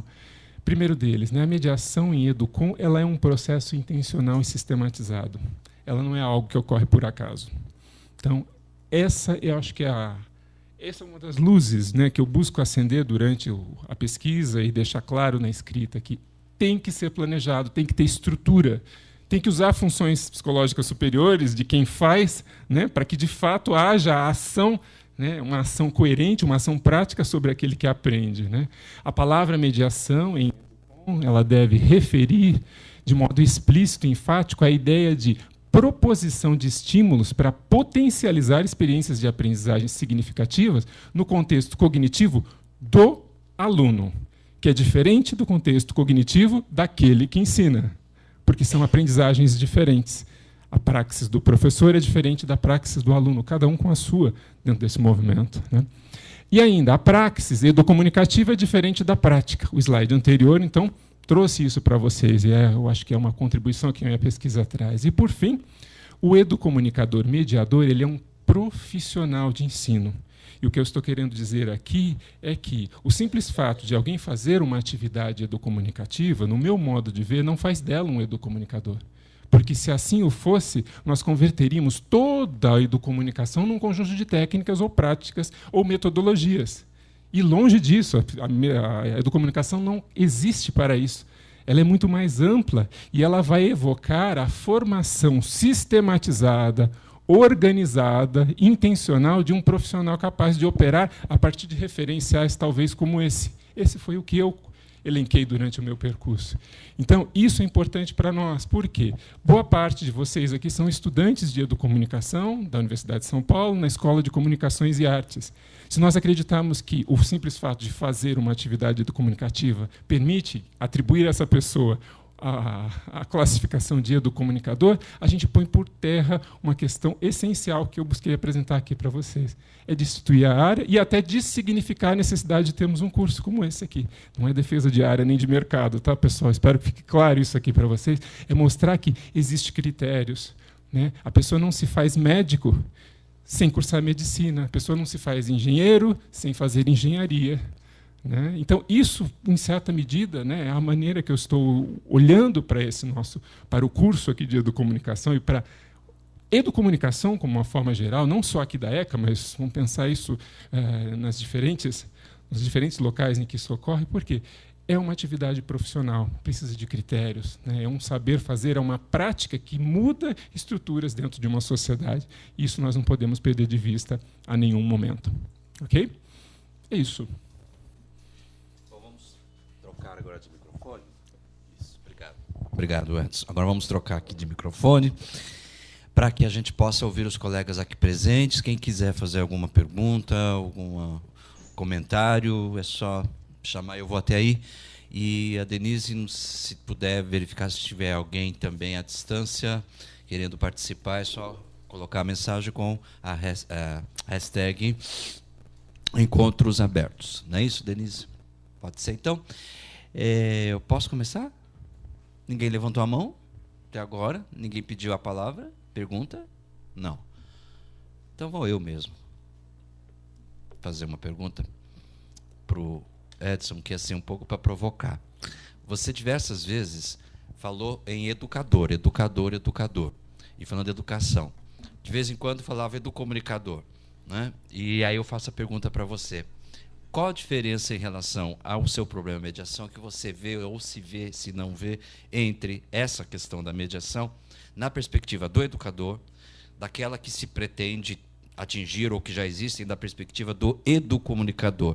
Não sei se eu estou colocando você na fogueira, bem aqui, né? Assim, no curso de educomunicação, mas é para provocar. O que você pensa a respeito disso? Ok, então, para responder, inevitavelmente eu tenho que distinguir um do outro, né? O que vem a ser um pedagogo, talvez, vamos dizer assim, né? Pensar o profissional de ensino, um pedagogo. Vamos pegar um segmento. Um pedagogo, qual a diferença haveria entre um pedagogo e um educomunicador? Para disso, talvez, pensarmos a sua pergunta.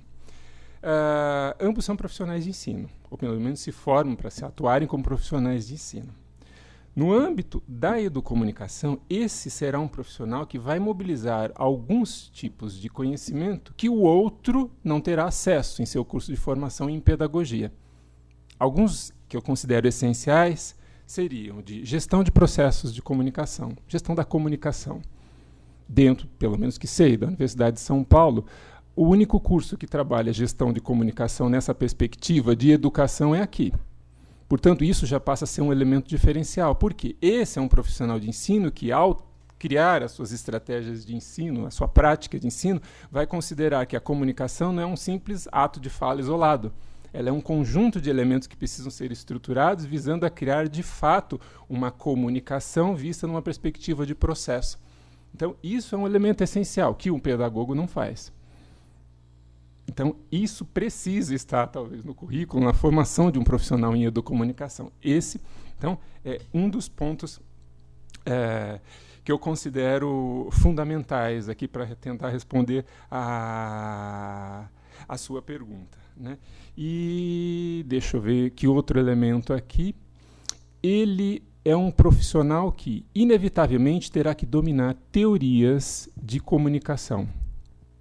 Por quê? É a partir de teorias de comunicação que ele vai poder pensar o uso de elementos como aquele ali de uma maneira estruturada. Eu posso trazer aqui agora, por exemplo, para vocês, uma leitura daquele conjunto ali a partir da teoria matemática da comunicação, que eu sequer citei aqui hoje. Essa teoria trabalha a questão de estímulos, né, a questão de transmissão de conteúdos visando a gerar um tipo de resposta. A lógica estruturante dessa teoria seria muito semelhante àquela do primeiro quadro. Isso é teoria de comunicação.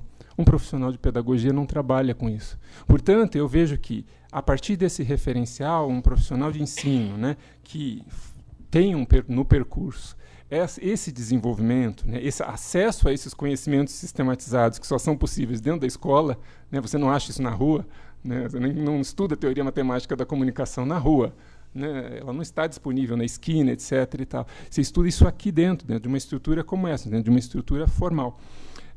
Eu vejo que isso é um fator decisivo para distinguir um do outro. E não, que não tem a finalidade de dizer que um é melhor ou pior que o outro. Em nenhum momento está havendo julgamento aqui. Eu estou dizendo apenas que há diferenças. E são diferenças que precisam ser claras, né? Até para que quem faz parte de um ou de outro saiba com quem está operando ou como está operando. Porque eu me lembro, enquanto fazia o curso aqui, chegava à faculdade de educação, a pergunta que me faziam é: o que é educomunicação? Aí eu chegava para eles e dizia assim: é uma prática social que considera o diálogo como algo muito importante no desenvolvimento do aluno. Aí eles olhavam para mim como quem diz: e?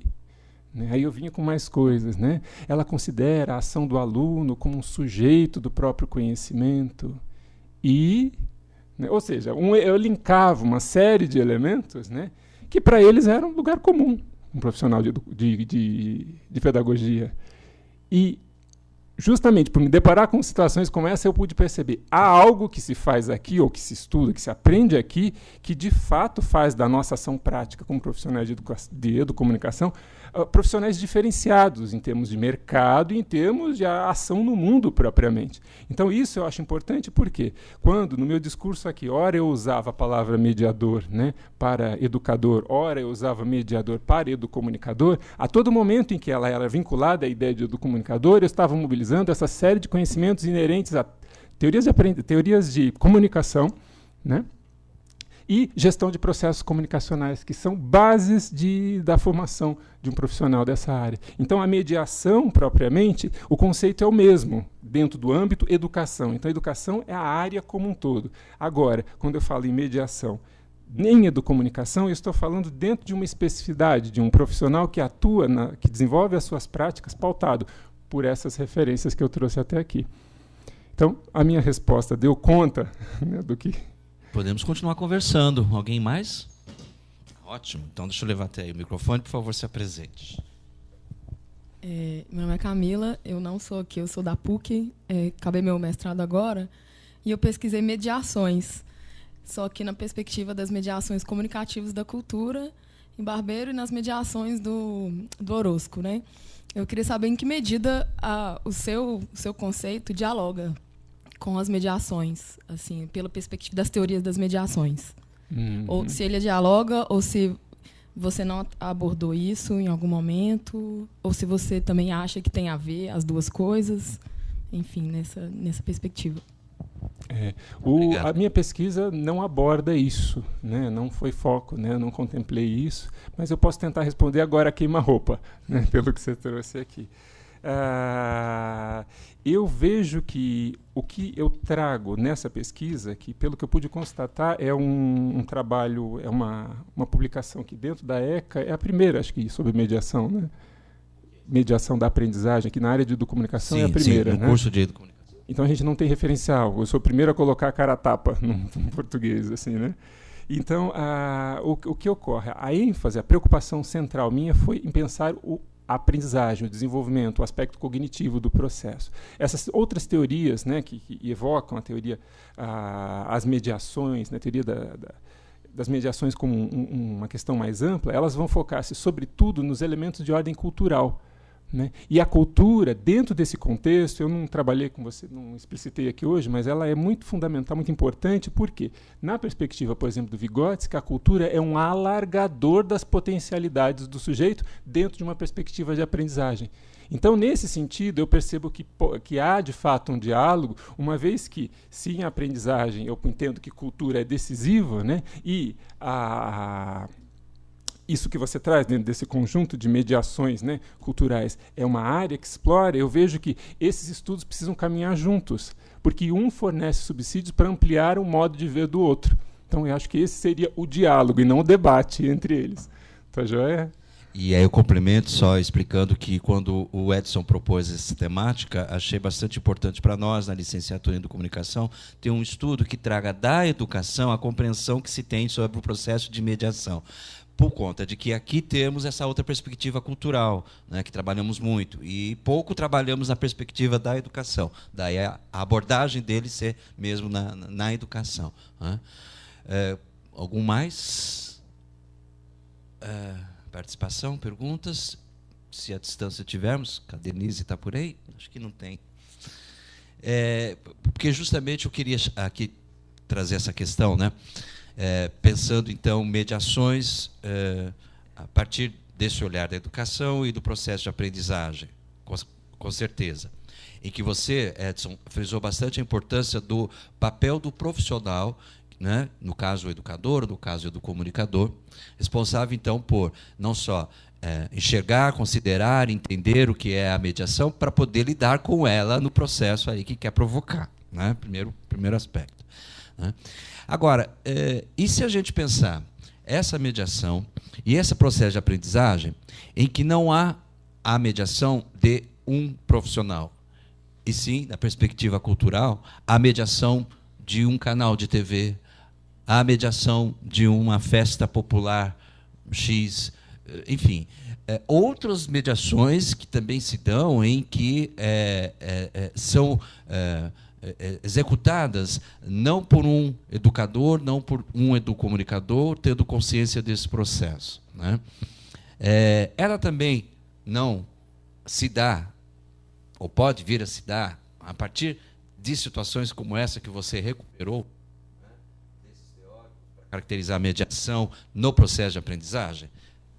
O que você pensa a respeito disso? Pensar a mediação e a aprendizagem, mas não nesse contexto de ensino formal e não nesse contexto a partir da ação de um profissional. Mas num contexto mais amplo, essa que a gente estava aqui falando, né, que vem dos estudos, né, de mediação. Ótimo. Eu acho que o que poderia embasar uma resposta para isso seria justamente o referencial trazido pelo Vygotsky, que ele vai dizer que toda ação do homem sobre o mundo é uma ação mediada. E essa mediação ocorre por instrumentos, né, como eu disse lá, ou por signos. Então, isso para nós dá a clareza de que esse trânsito pelo simbólico o tempo todo está presente nas nossas vidas. Se a gente assiste um programa, um produto televisivo ou consome algo num dispositivo eletrônico como esse daqui, né, eu digo consumir com o sentido de que o estímulo chega para mim de forma talvez aqui aleatória, né, zapeando, ou chega sem eu sequer me dar conta de que ele está chegando, né? Então, se eu entendo que isso ocorre, essa proposta trazida pelo Vygotsky, em termos conceituais, mostra para mim que o tempo todo, se esse elemento que me estimula mobiliza um processo de pensar meu, ou seja, a minha praxis, né, isso, em certa medida, cria condições para que eu seja quem eu sou também, né? Ou seja, me ajuda a pensar, a compreender, a aprender sobre aquilo que vejo. Ou até dizer, não quero isso, que é muito comum hoje, dado o excesso de informação que temos em todos os níveis. Né? É muito comum você se deparar com pessoas assistindo a um determinado programa e perguntar para elas, mas o que foi mesmo que ele disse? E aí a pessoa olha para você, não preste atenção. Mas você só está olhando para aquilo, mas não prestei muita atenção. Né? Então, o que a gente tem aí numa situação como essa? Né? Um momento em que deixou de haver significação sobre a experiência. A informação apenas chegou. É aquele aluno que viaja durante a aula, né? Ele está ali escutando, nem pisca para o que você diz. Mas aí de você, se chegar para ele e falar, e aí, o que você acha disso? Desmonta. Não, por favor, não estou aqui, de fato não está. Então, acho que isso é algo importante que a gente deve levar em consideração a todo instante, porque o referencial de Vygotsky aponta para nós a ideia de que o tempo todo estamos sendo mediados e mediando. Né? E isso, culturalmente, para nós é decisivo, porque eu consigo aprender a partir da aprendizagem dos outros. Olha que fator fundamental que nós temos aí. Portanto, alguém que teve uma determinada experiência, ao traduzi-la por meio de linguagem, de fala, cria condições para que outro, a partir dessa fala, saiba sobre o que está sendo dito. Né? Então, isso mostra para nós que a cultura, de fato, é um elemento alargador das potencialidades, né, retomando o que disse anteriormente, né, mostra a importância da mediação como fator essencial para a condição de vida do humano, que aí transcende os limites da comunicação e da educação e da própria proposta, né, de civilização atual que nós temos aí. Né, então, esse é o modo como eu observo, né? Espero que faça sentido para vocês, como tem feito para mim. Né? Ótimo. Questões, colegas? Se não, vocês estão com falta de criatividade, né? De perguntas. Eu faço uma mais, tá? Aqui ninguém faz, eu faço. Tenho várias. Vocês viram que, imagina como é que foi a orientação, né? E, aprendi muito com isso, mas eu queria que você explicasse melhor o que você quis dizer com essa última frase. Todo professor é educador, mas nem todo educador é professor? O que você quer dizer com isso? Opa, bem lembrado. Vamos lá. Todo professor é um educador, porque a sua ação profissional por o mundo, sobre o mundo ou sobre o outro sujeito, a sua ação prática no mundo, ela tem a finalidade de promover esse desenvolvimento. Pensado agora numa perspectiva social, porque a educação ela é mais que a aprendizagem. A aprendizagem é parte constitutiva da educação. Isso é importante nós levarmos em conta, porque não são sinônimos. Educação é uma coisa, aprendizagem é outra. A aprendizagem é parte da educação. Tá? Então, quando eu falo em educação, eu estou pegando agora uma perspectiva histórica, social, política, econômica e tudo mais. Por isso que os estudantes de pedagogia têm todos esses elementos como disciplinas isoladas. Né? Introdução à economia, estudos econômicos, né? Pedagogia, a área de filosofia, didática, tem tudo fracionado, né? Porque precisa ser realmente contemplado. Né? Então, isso é um fator decisivo porque mostra a ação, então, do professor como alguém que vai atuar para educar. Agora, é possível que alguém possa criar condições para que outro aprenda sem que essa pessoa seja um profissional também. Seja pessoa. Sim. Né? Então, no Pode caso ser outra aqui, coisa. Não, para nós aqui, o enfoque, eu gostaria que ficasse só sobre pessoas, para a gente não expandir demais, porque poderia fugir do escopo aqui da abordagem do dia, né? Então, o que eu quero dizer aqui? Uma mãe que chega e diz para uma criança, um filho, né, olha, vem cá, não faça isso. Ela está trabalhando num processo de aprendizagem e de educação desse filho. Ela não é uma profissional de ensino. Agora, se eu disse anteriormente que a educomunicação evoca de quem a faz, né, do educomunicador, uma postura bastante ativa e embasada, sobretudo, em teorias de comunicação e gestão de processos de comunicação, essa mãe não faz isso. Essa mãe trabalha a aprendizagem, no sentido de educação. Portanto, ela é uma educadora, o que difere da ação de um profissional de ensino, um professor. Portanto, a mãe ensina também, mas ela não é educadora, ela não é profissional do ensino. Então, a minha ênfase aqui, quando eu uso a ideia o termo profissional, é deixar claro que profissão exige uma formação estruturada e intencional. E a questão de ser mãe e ensinar alguém não exige essa formação. Ela é apenas algo que ocorre numa perspectiva, talvez, como a da primeira referência lá, né, como uma contingência, algo que pode ou não vir a acontecer durante a vida dessa mãe ou do filho que ela tenta educar e tenta ensinar. Tá? A gente não pode dizer que ela é uma profissional de ensino. Então, essa frase tem essa finalidade, né, de cutucá-los. Né? Eu até usei, durante a minha banca, eu usei uma expressão que ficou meio forte, né, quando eu disse que o educador ele é mais que aliás, que o educomunicador ele é mais que um educador. Né?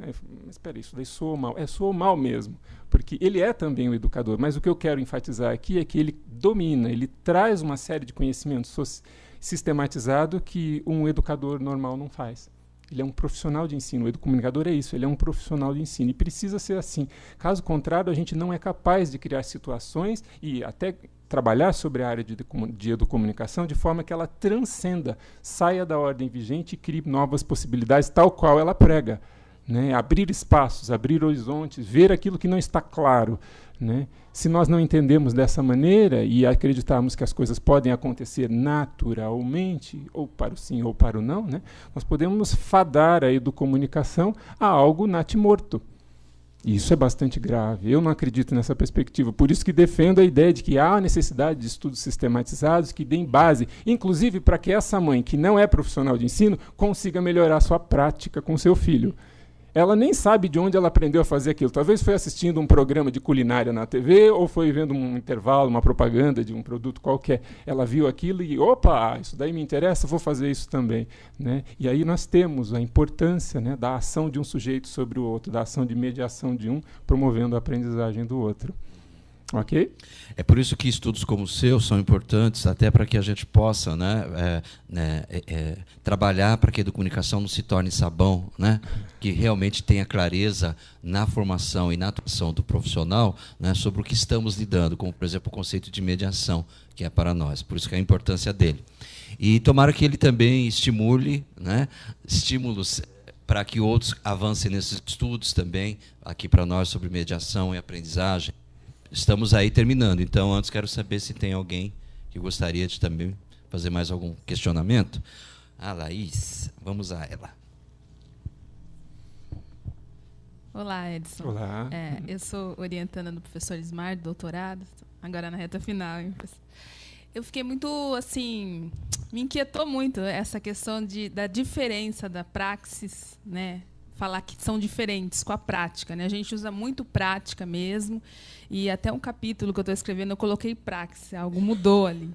E eu queria saber em que momento, porque assim, o próprio conceito de praxis é um conceito, né? Não sei se você se baseou em Marx, em Sartre, é muito já complicado conceituar, né, essa questão. Em que momento essa prática ela não pode se fundir e ser essa praxis também? Como que você faz essa distinção? Achei assim, interessante você falar isso. Elas são diferentes. São totalmente diferentes? Não há um diálogo que, em determinados momentos, isso se funda? Como que funciona isso? Assim, como que você quis dizer isso? Entendeu? Eu queria que você voltasse, retomasse um pouquinho essa explicação para eu entender melhor um pouquinho essa questão. Pode ser? Ok. Então, a ideia de de praxis, realmente, o conceito de praxis, ele vem, do ponto de vista histórico, né, incorporando diferentes olhares. Esse que eu abordo aqui, ele traz muito referencial da filosofia, sobretudo grega, né, de que entendia a praxis nessa perspectiva, e ela segmentava até em outros elementos, né, a praxis, a poiesis e a teoria. Né. Então, a partir dali, nós temos clara a ideia de que é uma ação que se executa sobre si mesma, daí o construir-se, que eu usei como forma de expressar aqui para vocês. A questão da prática, né, ela está incorporada no ato do fazer, e se a gente pegar mais recentemente, né, os estudos como, por exemplo, do Marx, isso é abordado de forma conjunta. Daí, se vocês observarem, por exemplo, os autores que trabalham nessa linha marxista, eles vão ter o quê? A fala de praxis como sendo a fala vigente. Inclusive, alguns até deixam de usar a palavra prática. Né? Por exemplo, o Paulo Freire, citando aqui pontualmente né, ele explora demasiadamente a palavra praxis o tempo todo, porque no universo no qual ele opera, a ideia de praxis é sempre esse trinômio, né? Reflexão, ação e reflexão. Né? E é interessante que não é algo que se faça assim, reflexão gerando resultado, uma ação. Não, é um processo em que de uma reflexão cria-se uma ação. Desta ação, gera-se uma nova reflexão que vai dar base para uma nova ação. Então, não tem fim. Então, essa maneira como esse conjunto se opera. E, para nós, eu acho que, principalmente para mim, né, eu que sou um profissional que gosta de trabalhar sobre estruturas, né, sobre esquemas, né, eu me sinto muito bem nisso, é uma questão pessoal. Né, quando eu olho para um conceito que cabe tudo dentro, né, como esse de praxis, eu me sinto aprisionado dentro dele também, né? E ao invés de favorecer o meu processo de entendimento sobre o que está sendo dito, ele prejudica. Então essa é uma das motivações que me levou a segmentar, a dizer, olha, isso é prática, isso é praxis. E a origem disso é do conceitual que vem lá de trás grego, né, que considera de fato a prática como uma ação sobre o mundo e a praxis uma ação sobre si mesmo. Eu uso isso de uma forma bastante sintética, até simplória aqui, só para que fique claro para as pessoas o de dentro e o de fora, né, que na concepção, por exemplo, de Marx é uma coisa só. E ele vai dizer isso na perspectiva do estudo do trabalho, né, a ação do homem, o trabalho no mundo é praxis, é prática, é tudo uma coisa, um bojo teórico completo. Muito bem. Vamos acho que a última participação, devido ao horário. Marcos, por favor, Marcos. Oi. Eu sou apenas um curioso, leio algumas coisas sobre educação e tal, mas algumas palavras que você utilizou me marcaram. Primeiro, essa visão voltada para o mercado, né? Quer dizer, que tem o objetivo ao mercado, satisfazer o mercado através da educação em si. Segunda, é que fica confuso para mim o que é educação, ensino, formação, informação. Quer dizer, então, quando você fala que todo professor é educador, nem todo gerente de banco é um gerente de banco, ele não sabe o que é gerenciar. Um professor, às vezes, não sabe o que é educar. A não ser que educar seja falar qualquer bobagem, né? Aí está educando de uma maneira errada. Nesse aspecto, eu pergunto assim, o que eu li, né? Lauro de Oliveira Lima, li S. Neil, li Ivan Illich. Como é que isso se encaixa dentro dessas pessoas mais libertárias, né? Que elas entendem esse anarquismo que você citou, digamos assim, e que, na verdade, visa a tornar a pessoa mais consciente, né? O indivíduo mais consciente, mais ciente da sua cidadania, do seu lugar no mundo, mais feliz. Como disse o Neil, eu prefiro um bom lixeiro a um bom engenheiro, né? O que importa é a escolha dele, e não a escolha do educador ou do professor, que pode impor determinadas visões. Ok, boa pergunta. Bem... Bom, eu não vou me debruçar sobre todos os 4 conceitos que você levantou aqui, porque precisaria de mais 1 hora para tentar elucidar. Mas é uma pergunta resultante de alguém que pensa, né? Ou seja, de alguém que tem uma prática simbólica em em plena atividade. Isso é muito bom.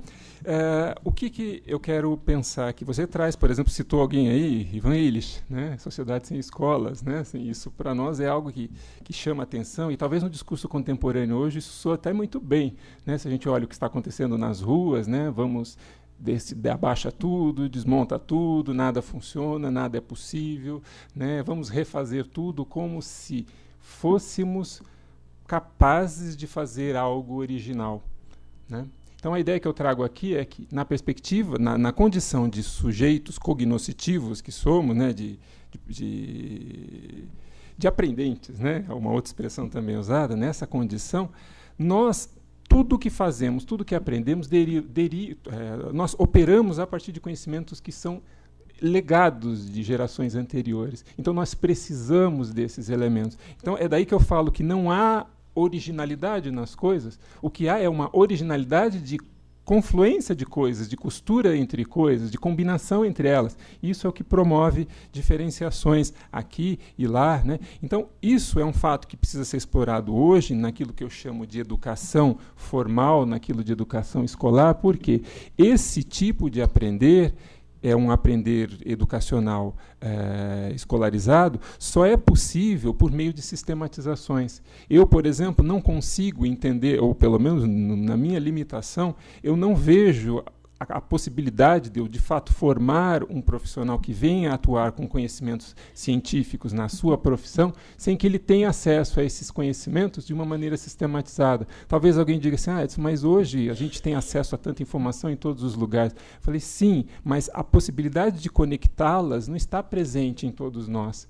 Né? E não dá para eu achar que, de fato, ter isso disponível é sinônimo de que as pessoas conseguiram fazer. Então, eu questiono muito quando dizem assim, vamos baixar tudo, vamos desmontar tudo, porque nada está bom, nada funciona. Eu acho que é legítimo o ímpeto, a vontade de que isso ocorra. Porém, é necessário considerarmos que tudo o que fazemos é resultado de heranças que chegaram até nós por meio de cultura. E é a cultura que é o nosso alargador de potencialidades. Portanto, se eu quero mudar uma estrutura, se eu quero talvez abordar até uma perspectiva anarquista sobre o que ocorre no mundo, entender a educação dessa perspectiva, né, eu preciso me conscientizar de que a minha ação, ao fazer isso, ela já deriva de um conhecimento dito tradicional, porque para estar aqui hoje eu passei por escolas, né?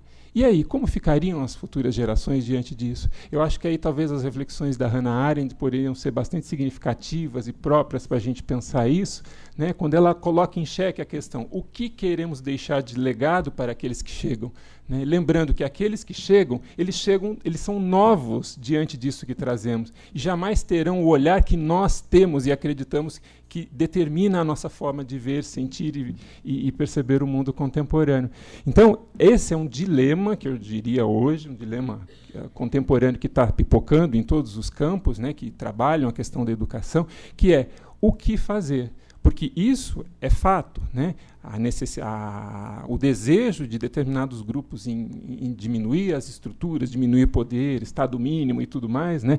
E, por outro lado, outros que acreditam que, nós não podemos, de fato, ignorar que somos seres que somos portadores de uma cultura que nos chega de legado, né? Que foi pré-construída e, independente do nosso querer ou não, ela existe, está aí, e nós, naturalmente, a incorporamos. Então, é aí que eu falo da questão da originalidade, do conhecimento, né, como uma construção social e, inevitavelmente, ser social. E por isso que todo esse meu trabalho, ele é um trabalho, como eu disse, né, cognitivista, né, socio-interacionista também, porque não vejo, pelo menos na minha limitação, como um ser que pensa a partir de pensamentos que recebeu de herança, né, eu não vejo outra forma que não seja assim, né, de criar estruturas mínimas. Sobretudo, quando eu opero no nível de gerenciamento, né, sob o ponto de vista da educação. Se a gente pensar sob o ponto de vista escolar, né, as escolas hoje, tal qual elas se apresentam, elas o tempo todo estão se questionando sobre a forma como a aprendizagem ocorre, sobre a função que essa escola tem dentro da sociedade em que ela opera, e, dentro disso, os processos gerenciais que determinam a estrutura da escola. E esses são processos muito semelhantes que a gente observa em outras empresas, que não são escola. Então, tudo isso coabitando nesse único espaço chamado escola, o espaço que, por excelência, foi socialmente construído para cuidar do nosso legado cultural. Então, isso acho que é um fator decisivo que precisamos resolver. Eu não tenho, né, o que eu posso dizer do meu posicionamento. Eu acredito, eu gosto das estruturas, acredito nelas, né, assim, discordo de muitas, né, e acho que a minha função dentro desse espaço é repensá-las e ajudar para que delas a gente consiga criar remodelações, adaptações, reestruturações. Né. Então, eu acho que seria esse, pelo menos, o meu enfoque. Espero que tenha atendido o seu... A sua perspectiva, a sua questão. Deu? Bom, vocês, para quem não conhecia o Edson, passou a conhecer agora, deu para perceber que o assunto pode continuar, porque ele é bom de conversa, né? E bom estudioso, né? Sabe do que está falando e de onde fala. Então, agradeço muitíssimo ao Edson. Aqui, o contato do Edson, o educomunicador. Significativo, né? É. Quando eu vi esse e-mail, eu falei, mas ele é danado, é metido mesmo, já botou lá, ou educomunicador. Isso é gestão da comunicação. Eu sei que esse elemento é significativo dentro do meio em que a gente opera. E ninguém questiona. Como é que é seu e-mail? Você fala uma vez, as pessoas já sabem. Vou adotar isso. Mas a gente também que precisa encerrar pelo horário, porque o espaço aqui é usado por um professor que vai entrar agora, já estão ali chegando, por isso que temos que encerrar. Então a gente agradece também a quem especialmente pôde acompanhar, seja aqui presente, né, seja à distância pela IPTV USP. Agradecemos a todos que participaram, colaboraram, aos colegas que ajudaram a organizar aqui o encontro, né, e a registrá-lo também. E convido vocês, então, para continuarem aqui conosco nos próximos encontros abertos, que retomaremos a partir de agosto. Divulgaremos em julho a programação do semestre todo para outros encontros. Tenho certeza, Edson, que foi bastante proveitoso para nós todos, e ficamos muito gratos com a sua colaboração para essas reflexões, tanto a partir do seu trabalho como agora, desse encontro, desse debate ou um diálogo? Os dois, talvez, mas mais para diálogo. Mais para diálogo, tá bom, tá ótimo. Obrigado. Agradecemos, então, com palmas, por favor. Eu que agradeço. Obrigado.